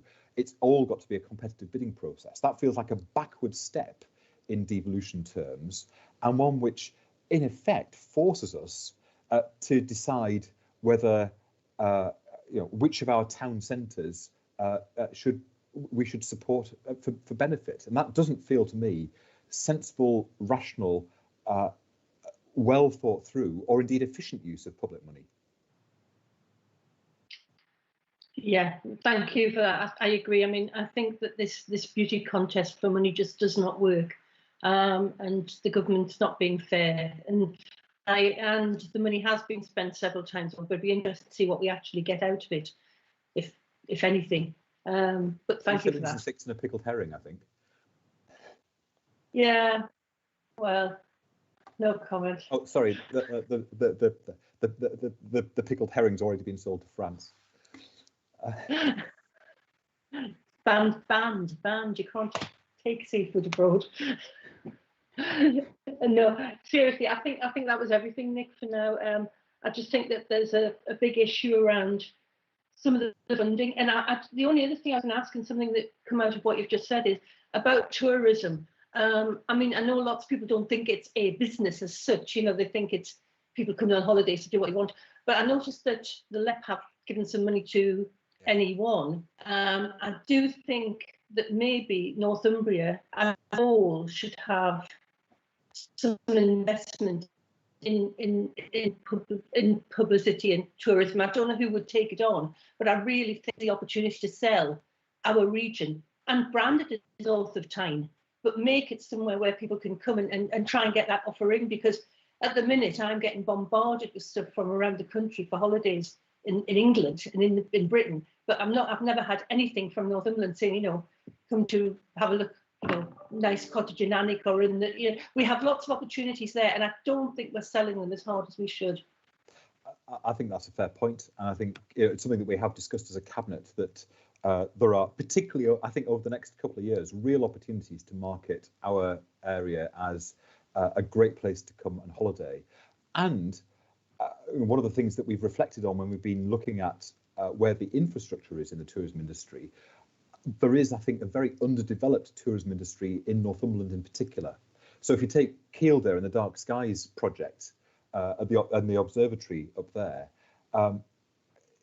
a group of people who might want to go and visit that at night have to then travel back into Newcastle city centre for their hotel, because there aren't sufficient hotel bed spaces up in that part of rural Northumberland. And while there are lots of bed and breakfasts, there's not a huge amount of other choice in Northumberland in particular. And so it's one of the things that we've been discussing and thinking through, and that, you know, up until the recent political change in Northumberland, we were starting to develop some conversations around this. How do we kind of attract not just big events into our region, but make sure that we've got the capacity to deal with people as well? And that could be one of our long-term legacies from the work that we do as a combined authority. And I know Lucy's on the call as well from the LEP. The LEP have also recognised that tourism is a really important industrial sector for us in the region. And I can't remember if it's been developed or is in the process of being developed, but the LEP, I think, has a wider tourism strategy as well in the pipeline. And the final thing I'll just add is that you know, while we're doing all of this thinking, the airport has actually just got on and done it, and the airport has a really good website promoting various places around the region to people as destinations. And I don't think we should be fussy about who runs a website like that. I think we should just make sure that we're all promoting the same thing as a way of bringing people into the region, because of course the impact of visitors into the region has the strongest impact on the sectors of the economy that have been hardest hit through COVID. Leisure, hospitality, culture, tourism. So the more that we can do to have a pipeline of events and activities, the more we can help those bits of our economy that have been most damaged by COVID to get back on their feet again. Okay, thank you. Any more questions for Councillor Forbes? Councillor Fairley? Yeah, if you don't mind, if I could just come back with another quick question. Let's say the twin challenges, we'll call them challenges, of COVID and Brexit have exposed the vulnerability of global supply chains. I mean, you know, sourcing PPE, you know, car parts, whatever. Is there an opportunity here? Is there a case for re-establishing some more locally based manufacturing in the region? Is there an opportunity here? I think there probably is. It's outside of our combined authority area, but you'll have heard of the advanced manufacturing park that Gateshead and South Tyneside, Sunderland and South Tyneside are developing, which is about extending and developing the supply chain broadly around the Nissan factory and localizing some of the supply chain activities that are currently shipped in from all over the world. So there are opportunities around there. I know that we also have lots of manufacturing bases round and about Newcastle city centre, either in the west of the city or just over the border into North Tyneside. One of the sectors which we probably don't talk enough about, but I think has also been thrown into very sharp relief through the COVID crisis, is our pharmaceutical sector. And we have quite a strong pharmaceutical sector actually in the north of Tyne.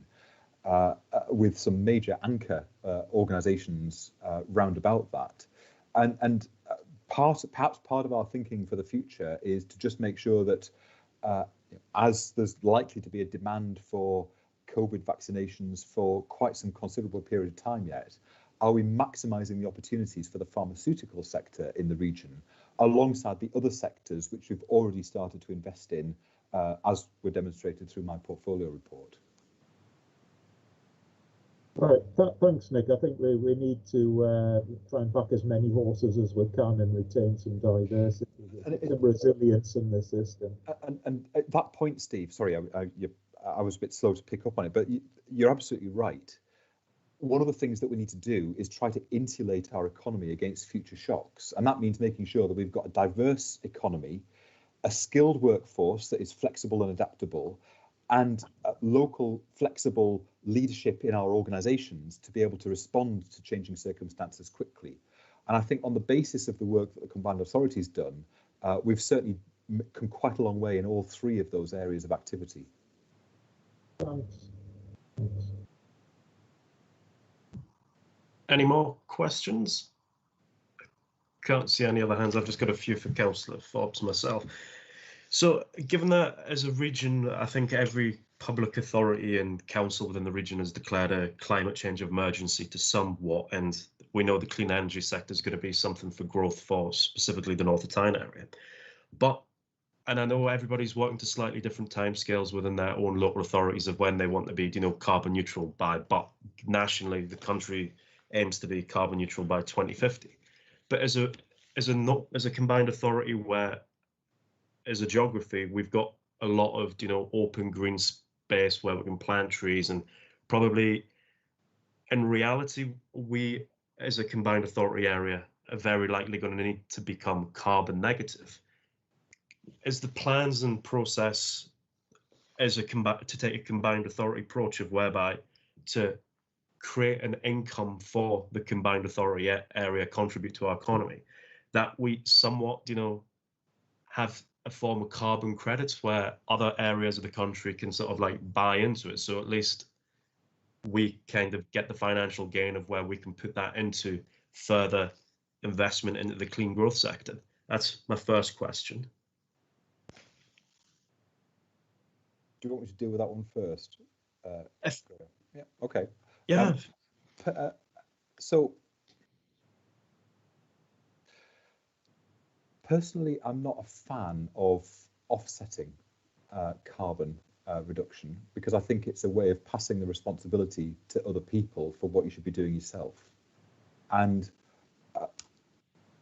equally, we know that from our evidence base, what is going to make the greatest difference over the short period of time in terms of carbon output. And that's investing in reducing energy consumption in people's homes, reducing energy consumption in commercial properties, and reducing carbon output from transport. And broadly, those three areas of activity are the ones that we want to focus on in terms of having an impact.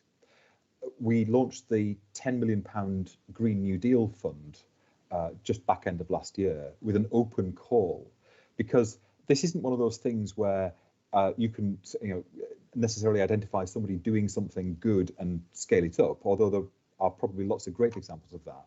We wanted to use our fund to innovate and stimulate creativity around this based on the evidence base that we've got. And while I think it's admirable that we might have an ambition to be carbon negative, let's focus on getting carbon neutral first. And let's focus on what are the big gains in carbon reduction that we can make over the shortest period of time that will get us there by whatever our kind of average timescale is. It's sort of around about 2035 if you take an average of the various aspirations. And in the meantime, we've also got to make sure that we take the right policy decisions. And you'll see the row going on in Cumbria at the moment about an open cast coal mine. We had a very difficult decision in Newcastle to take around an open cast coal mine, and it was turned down. And part of the reason that it was turned down was because we didn't want to do anything which would undermine our credibility on leadership around climate change, in the way that actually the Cumbria coal mine has called into question how committed the UK is to leading on climate change. And that's hugely significant because this year the COP26 international event summit on climate change will be taking place in Glasgow. That should be our country's opportunity to demonstrate the best of the best, which I think a lot is in our part of the world. And we had a conversation the other day about what our combined authority could do to go and demonstrate stuff. But it's also a massive opportunity to generate the private sector investment that we're going to need in carbon reduction measures, because we can't do this with public sector investment alone. And that means we need to have the credibility to be able to deliver on all of these schemes. And that's why I say focusing on getting to carbon neutral first, I think, should be our immediate goal, because that's the thing that can most focus our minds in how we can get there in the shortest period of time.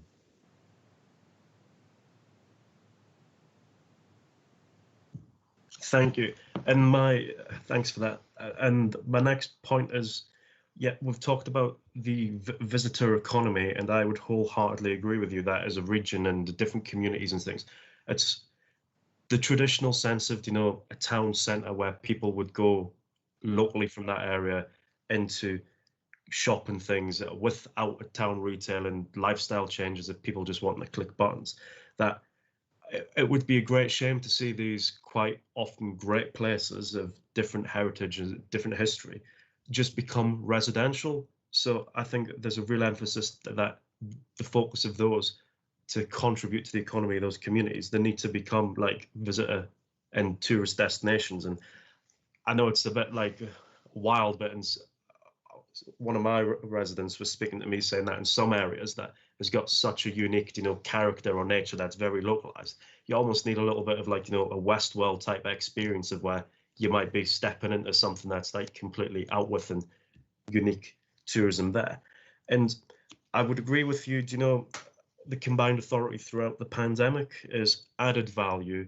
It is, I would agree with your sentiment that certain things might not have happened or been able to have been achieved if the combined authority didn't exist. And I know this isn't really a question as such, it's more of a statement, but leading on to a point that I don't think it's very helpful for the Northeast when we are trying our best, we're punching above our weight, we're told, various different conferences, different engagements with different departments that we're an exemplar combined authority, exemplar region, and we're kind of one of the better ones. That when you've got politicians down in London at various, I'm not going to name which one because probably if you've read the journal you'll guess, but when you've got them bringing into question why we should exist, but I think the very nature of what we've achieved since only being created in 2018 demonstrates why we exist. And as a collective, we've got a deal that works for our area. And of course, we work in partnership and collaborate with our neighbouring authorities, both to the south of Tyne via the joint transport and the LEP, and of course, and the wider remit of across the border as well. And that was just my comment on that side of things, and which leads on to a final point that I think we've maybe said this at various things, and you might have seen it in what I said to the cabinet in terms of the budget there. As a really specific geography, our advantage is that we are a microcosm of England, that anything that can be achieved within North of Tyne can be easily scaled up. And it's quite, naive of the Westminster bubble to not recognise that on sort of their backbenchers in their chambers. And this is an issue that has come up, time and time again of, different settings and different meetings and things of, with the economy becoming more digital, people having longer life expectancies, people living for longer, the world becoming more automated and less opportunities being available to people, for careers and things. And I know we're, as a combined authority, we're trying our best to mitigate that, but there's only so many jobs that can be created in one go. Is there not a point in time of where serious consideration needs to be given to if there's not enough jobs for people to sustain themselves, that there has to be some conversation about how people live, like getting to the point of maybe, you know, I can certainly see maybe within the next 100 years that you'll get to a point of where there might be some form of universal income for, you know, every citizen, whereby if there is much longer term plans for anything like that, that should be brought much earlier forward, because I quite often, when this issue is discussed, you get people who are like, oh, that's a communist view, that's not capitalism or anything, but it opens up the, you know, the private sector to be able to market themselves in very unique ways of that. If, say, on a universal income, that somebody's circumstances meant that they didn't need to hold down a full-time job, or they didn't even need to do a part-time job, but it was a varied, you know, like they only need to do a couple of hours a month, that the experience of that individual to contribute to that company, along with, you know, somebody who might need to work more hours, the combination of those two being able to contribute to that company is better than if you had, you know, like one full-time employee. And I think it's very naive for it to always be cut out. And it is a thing that, if you look at other countries, is a growing thing. And I think in Scotland as well, they even trialed a certain geography of a mini-type universal income scheme, but it wasn't successful to the extent because the geography changed, or there was something that affected it. You're a very proactive leader of your own authority, but very proactive with a combined authority, and have got a great network and respected on the national level, that if there was any opportunity for the North of Tyne to be, you know, on absolutely anything, any project or any initiative to be like a test bed for England or for the nation, that I'm sure we should be jumping up and getting behind that and promoting it. Because, as I say, anything that works within our geography can work across the whole entire country. Let me try and do justice to the questions that you asked there, and weave them into a bigger answer, which is one of the things that we are all united about, regardless of our political party in the cabinet on the Combined Authority, is we don't buy into the idea that our role in the region as politicians is to manage decline. We are unashamedly bold, visionary, forward-looking, and want the region to have a better future ahead of it than perhaps the past it's left behind it in recent decades. And that's important for a couple of reasons. It's important because it gives people a sense of hope and purpose for the future, and gives people a sense that this is a region that has investable credibility, to use a dreadful market term, but is also the kind of region where people can build their careers, build their lives, enjoy living, and enjoy a really good quality of life. But it's also really important to turn around the sort of narrative that tends to establish itself with government, that the North only comes to the South, to London, when we want something and when we have a begging bowl out. One of our challenges is that with an aging population, you can see the requirement for state support to be increasingly concentrated into older people at the not at the expense of, but in comparison with the amount of taxes generated by working age people of working age. One of the things that we discussed when we were establishing the Combined Authority, and I think it still holds true, is that part of our vision for success is a region which is a net contributor to UK PLC rather than a net recipient of support from UK PLC. Now, that's a long-term vision, a long-term goal in terms of turning down the economic prosperity and fortunes of the region. But for all of those reasons, that's why we are unashamedly positive and optimistic about our region's outlook. Despite the many challenges and many social inequalities that exist, that's not about saying we ignore those. But frankly, if we're not confident about our future, why should we expect anybody else to be?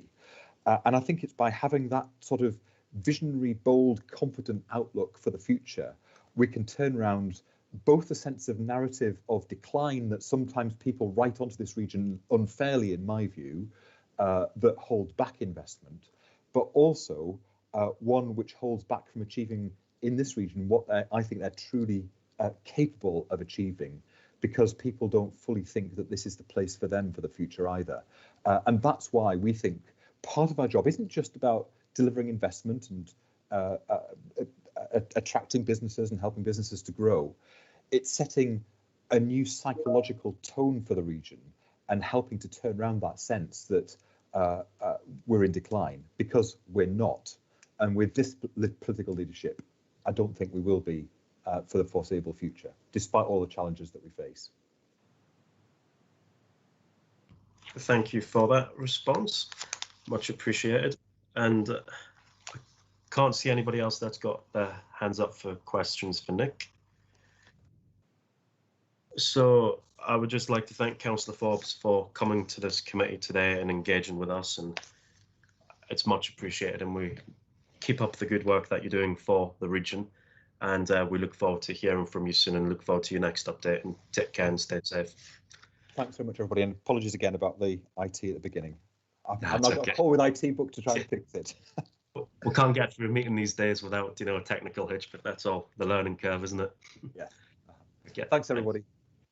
So that takes us on to our next item of business, which is the Brexit update. And this afternoon, I should say, now we've got Rob Hamilton, our chief economist, to present on this. Thank you very much indeed, Chair. I'm conscious of the time, so I'm happy to just give a very quick summary, but to sort of focus in on questions if that makes sense. I came to this committee a month or so ago and sort of promised that Brexit was probably likely to be an issue that you would come back to without sort of spoiling the fun entirely. I think there's quite a few issues that are still to be resolved around Brexit, so maybe as a committee that you want to come back to this as an issue in the future. Not surprisingly, there has been a focus in recent days around sort of some of the challenges, and I'll come on to a couple of those in my introductory remarks. But it is worth just sort of setting out the bigger picture that, in terms of the trade and cooperation agreement that was agreed on the 24th of December, that does provide, quite a good basis for, as the rhetoric goes, or zero tariffs, zero quota trade deal, and that does, if you like, has alleviated the risk of a cliff edge that was facing some companies if trade with the EU was to become prohibitively difficult. But as ever, the devil is very much in the detail, and the deal itself included some sort of level playing field provisions around environmental, employment rights, state aid, tax issues, and so therefore there's the potential that sort of arrangements between the UK and the EU may evolve over time. They might diverge over time as well. So it very much is a case of sort of ongoing some transition. It is also worth saying that clearly we are aware of some challenges that are being faced by businesses, some quite well publicised sort of challenges. In particular, and perhaps certainly to my surprise anyway, one of the things I've been hearing about most when I've been speaking to business representative organisations has been challenges for smaller businesses. So the rules of origin, some of the sort of challenges around sort of regulatory requirements have been an impact on smaller businesses. Some of the bigger businesses, I think it's probably fair to say, are reserving their position. One of the members of the committee mentioned earlier in this meeting about the opportunity to consolidate supply chains in the region, and that for sure that is an opportunity that we're going to pursue with some vigour. But of course, there are also risks to other manufacturers who might decide that they want to consolidate their operations in the EU or some other country. Chair, I know you specifically asked me to look into any cases of sort of businesses or organisations that we are concerned about. I think one that I could mention without breaking any confidences is the operations at the North Shields Fish Quay. So it's quite well publicised that the shellfish sector have been struggling to export in their normal way to Europe. And certainly when I've spoken to the Fish Key Management Company at North Shields, they found that from exporting 20 pallets of shellfish a day in December, since January they've been able to export only 2 pallets in total. So there are some real challenges for particular businesses. In that instance, there is it's not a problem that's unique to the northeast, to the north of Tyne, and government have provided some funding, but there are some real issues in terms of, if you like, the sort of regulatory and fine print that need to be resolved. Chair, I know Freeports has been mentioned a couple of times already in this meeting. I'm happy to answer any questions or sort of further questions or points of clarification if you or others in the committee have them. Thank you very much. Any questions for Rob? Councillor Early.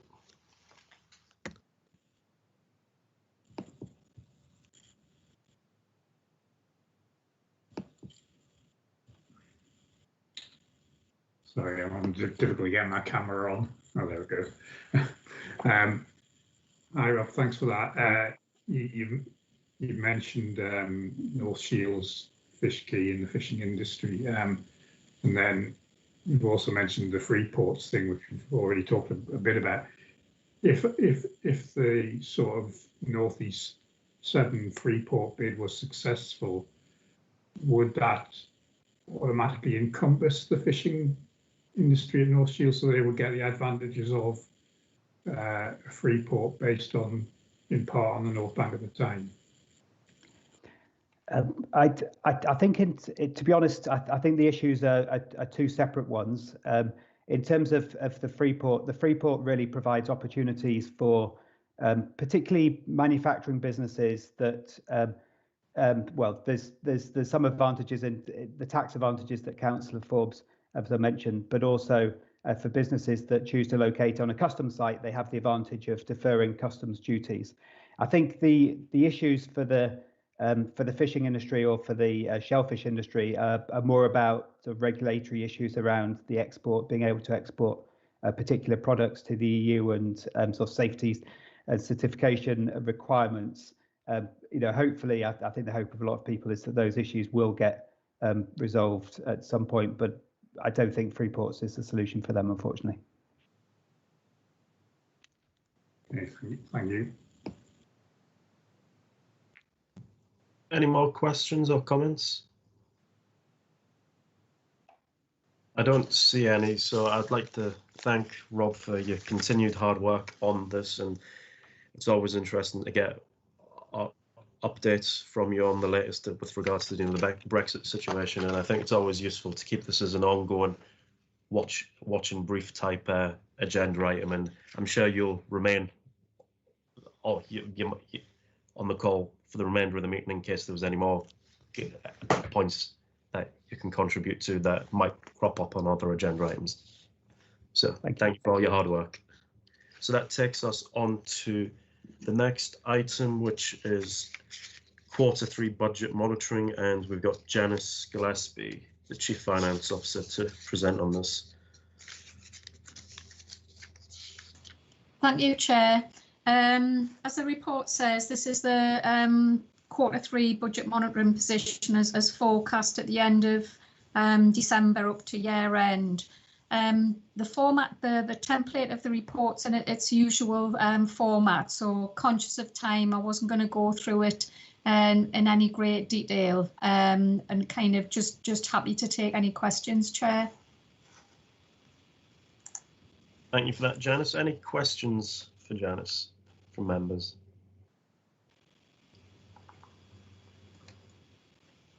Can't see any hands. Just one thing that I picked up in the report, I'm sure everybody's had the chance to read it and probably satisfied with the report, but just there was reference to, work being undertaken on creating a longer term staffing plan. Just a question that when that's at an appropriate point to come to scrutiny, would it be possible for us to have sight and be able to see the exact sort of like corporate plan of the or corporate resources plan of the combined authority. Yeah, sure. Yeah. And I think that's the only thing I had in amongst that.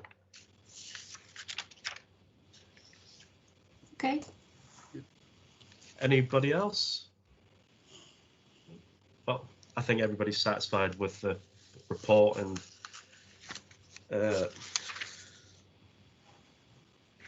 so as a committee, are we happy to note the report that we've received from Janice in terms of the Q3 budget monitoring? Just a formal show of hands. Yeah. So, yep. Great. Thank you for your work, Janice and Katie. Thank you. Thanks. Take care. So that takes us on to the next item of business, which is the Cabinet's response to the committee's recommendation on the 2021-2025 budget proposals. And I would say this is really just a for information item only.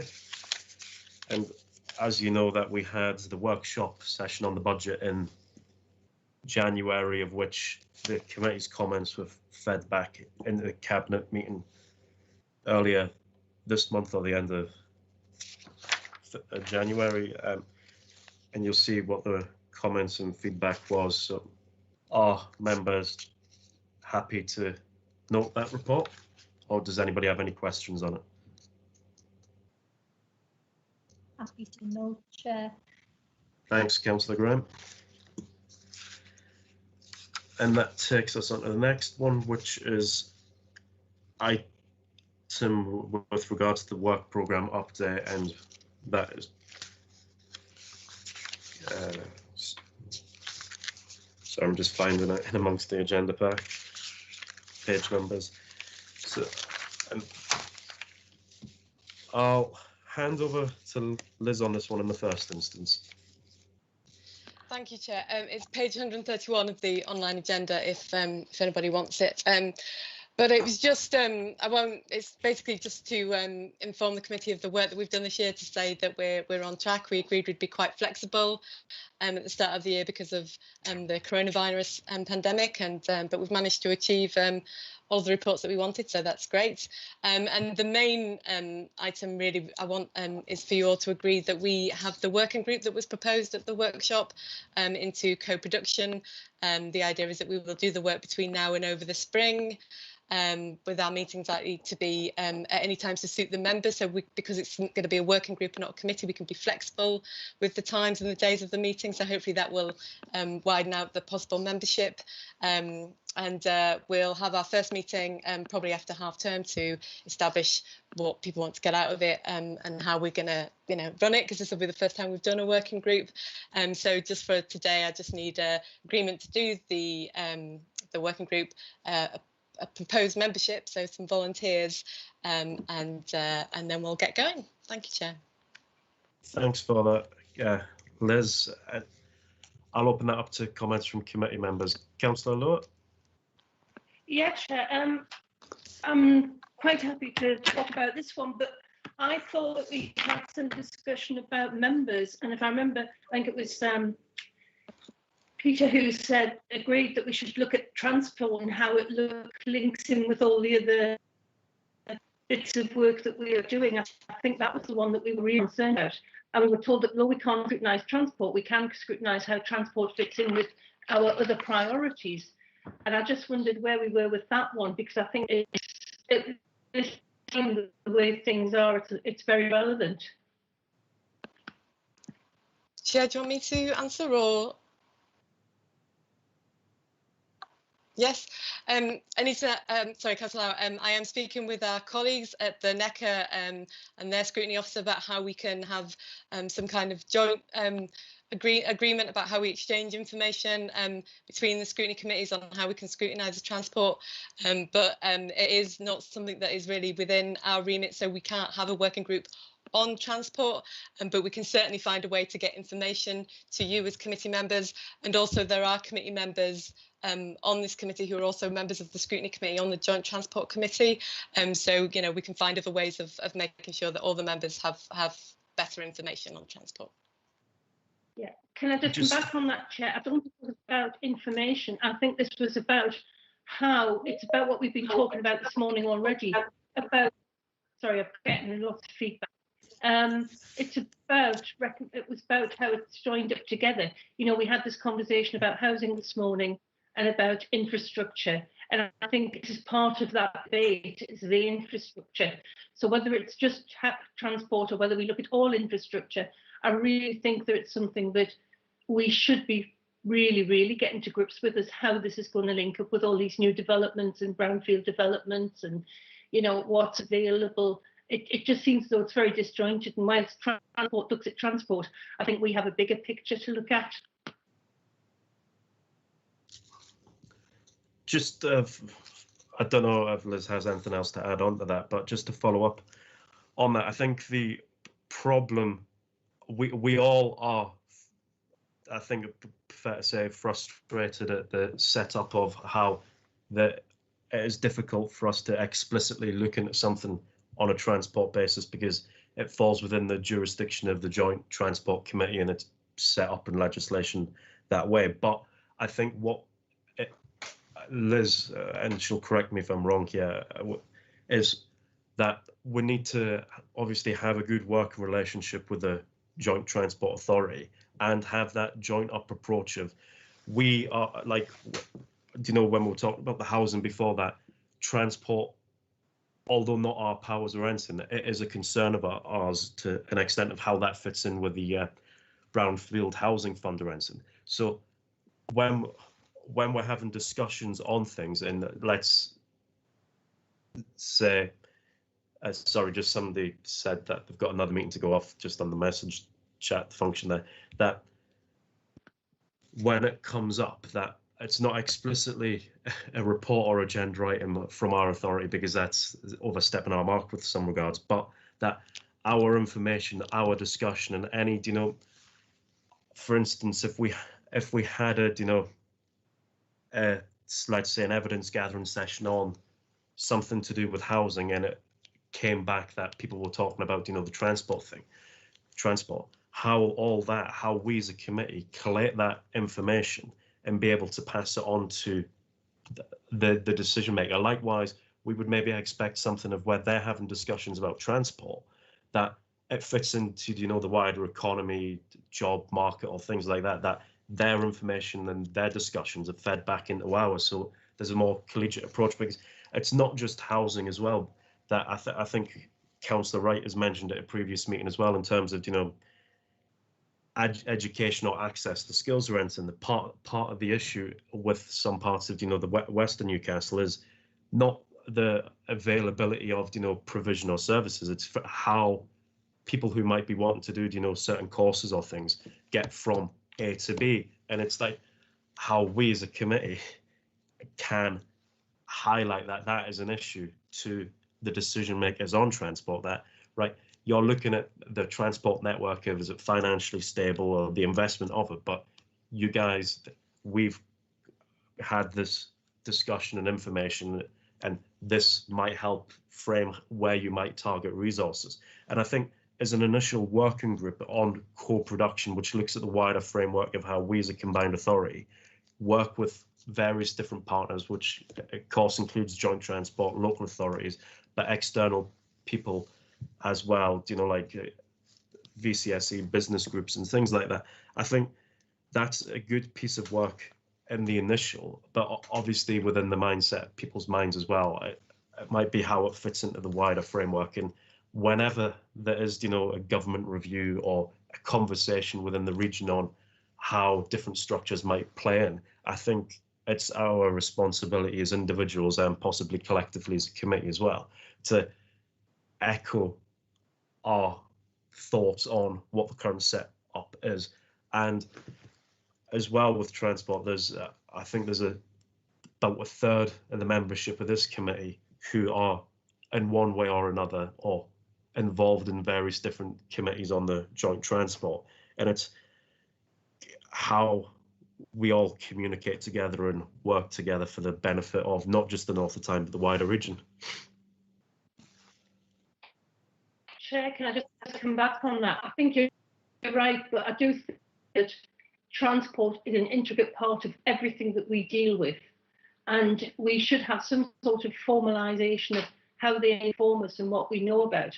You know, it's great seeing there's people on here who are on there, but that doesn't necessarily mean that information gets transmitted. There is no formal way of getting this from one to the other. And I just think that we need to make it clear to the Transport Authority that it is impacting on all of the issues that we deal with. And, you know, it's whether it's education or housing or whatever. And we just need to have that up front, whether someone comes and briefs us because we ask them or whatever. But we need to be kept in the loop, and they need to be kept in a loop with us as well. We should be joined up already. I know, and as a committee, we've had, or throughout this year, we've had a joint session with the NECA Scrutiny Committee, not the Joint Transport one, with regards to, you know, like the economic recovery on the region, and it was led by officers across the two combined authorities, and everybody was able to, and there was some follow-up information that came of that. I think it's probably worthwhile that across the three, because rightfully NECA might say they want to have direct conversations with the Joint Transport as well, that perhaps there's got to be some sort of like informal, you know, memorandum of understanding of how all this collates together, and how, do you know, this year's been quite difficult because different authorities have had different timetables to work to, and we were quite on the ball with having a workshop, you know, in the summer discussing the forward plan. We knew it had to be flexible, but I think moving forward every year, and as we gradually come out of COVID, it's probably important for the Secretariat and, you know, membership of those three committees to almost get their heads together and discuss what a wider plan is for the remainder of the year. Because as well, a potential concern that could come up from a NECA perspective is that they might have, you know, questions or fitting into things about, you know, around the LEP, how we are now the accountable body. So I think out with this meeting that there's all those conversations need to take place, and it's probably something worthwhile coming back to a future committee or a future informal workshop session. But I think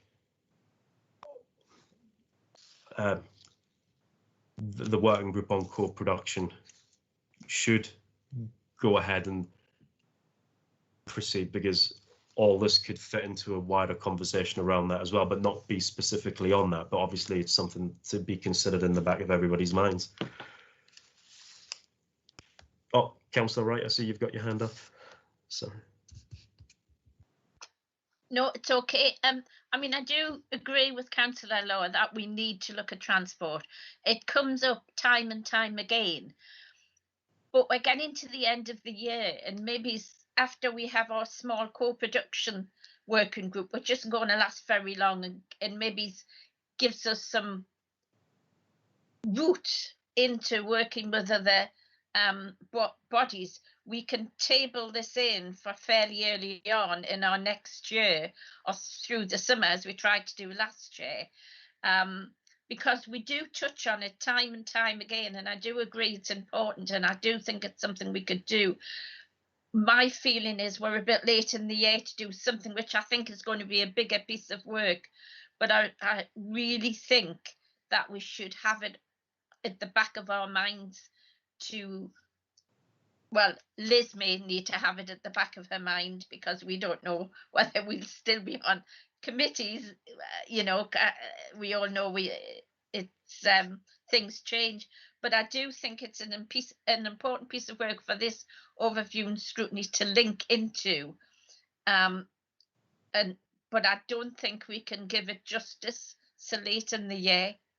And if we've got elections in May, you know, we're all going to be hectic, let's be honest. And let's go with the smaller working group, which gives us an idea of how we approach people, basically, and then put this on for next year. So put it as somewhere in our forward plan to deal with in the next year of the Overview and Scrutiny Committee. Thanks for that, Linda. And as you've highlighted as well, we're in the last months of, you know, this municipal year, so to speak, and it was an objective for this committee quite early on to have a working group on something, and obviously the impacts of COVID and things meant that perhaps priorities of this committee had to be focused elsewhere. And I think for achieving our target of having a working group, but one which enables the committee to, I think it's a very good one that enables the committee to see how a working group on the combined authority scale works, and it's setting the ground for a piece of work for whomever is here on the other side of, you know, and next year, that they can see how the groundwork that had been put in of how a working group operates, and obviously they can then do any work on, or the committee at that point can do work on what have felt necessary after that point in time. But I think it's fair to say, unless somebody says otherwise, that we all care about transport, we all interested in transport, and we would all love to discuss it, and it comes into pretty much links into everything along with economic regeneration. But at just this point in time, at this cycle in the year, if we are to do any working group, I think the only one that, with the restricted time scales, and we've got to think of the what time available there is of officers and members involved, that this is really the only one that is one. And that's not saying that it's this or nothing, because I do think this is, from what we were discussing at the workshop, I think this is a valued piece of work, and something, and I think co-production is a topic that other areas around the country, other combined authorities and local authorities are discussed, and how we as a combined, trying to set the agenda of how we as a combined authority and a scrutiny committee work with our partners, ensure there's no, you know, duplication of work where it's not necessary, and that we're always thinking about the wider ramifications of everything fitting into the economic recovery of the region and the prosperity of the region. And it's one, as I say, that allows the committee and the combined authority to test how effective working group structures and models can be moving forward. So I'm going to move the recommendation that we agree to establish a working group on co-production, which will be completed by the end of this municipal year, and that we go to agreeing the membership of this working group. So is there anybody who would be interested in being on this working group?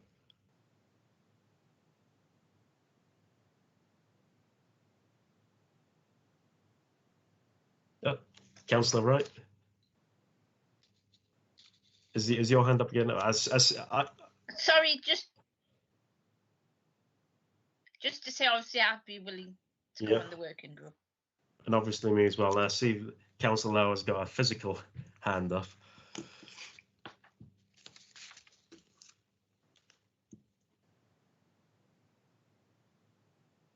So that's 3. And I'm not sure if he's in the meeting at the minute, but Councillor Stewart expressed interest to me earlier on that he wanted to go on it. So that's 4. So really, we were looking at a membership of somewhere between, you know, 4 to nowhere from 6. And I think it's important that there's a member from every constituent authority. And I see Councillor Graham's got her hand up. Right, you got it. Yeah, I'm taking, Sandra, that's expression of interest to be on it, yeah? Yes, certainly, because our other 2 members are cabinet members, so I think maybe 3 or 5 volunteer for that from North Tyneside. Thanks very much, Sandra. So as a committee, do we agree that the working group member consists of Councillor Wright, myself, Councillor Lower, Councillor Stewart and Councillor Graham? Yep. Agreed, thanks. And that takes that's that item done. So thank you, and thanks for your work on organising the workshop session for discussing that, Liz, and I'm sure you'll be in touch with everybody straight after this meeting to find out people's availability. So the final item of business will be considered in part 2 under section 100A in schedule 12 of the Local Government Act of 1972, because exempt information is likely to be discussed and the public interest test against disclosure is satisfied. So when we get to that point, I'll move that resolution, but just for any public who are watching at this point, the final public item of business is the date and time of the next meeting. The date and time of the next meeting will be the 23rd of March 2021 at 10 AM, and it will be held on a virtual basis. And for anybody watching this meeting online, thank you for taking an interest in the work of the Combined Authority and the work of the Overview and Scrutiny Committee of the Combined Authority. And I hope that you found the presentations from the Councillor Nick Forbes and Mayor Norma Redfern interesting, and thank you. So I move the resolution.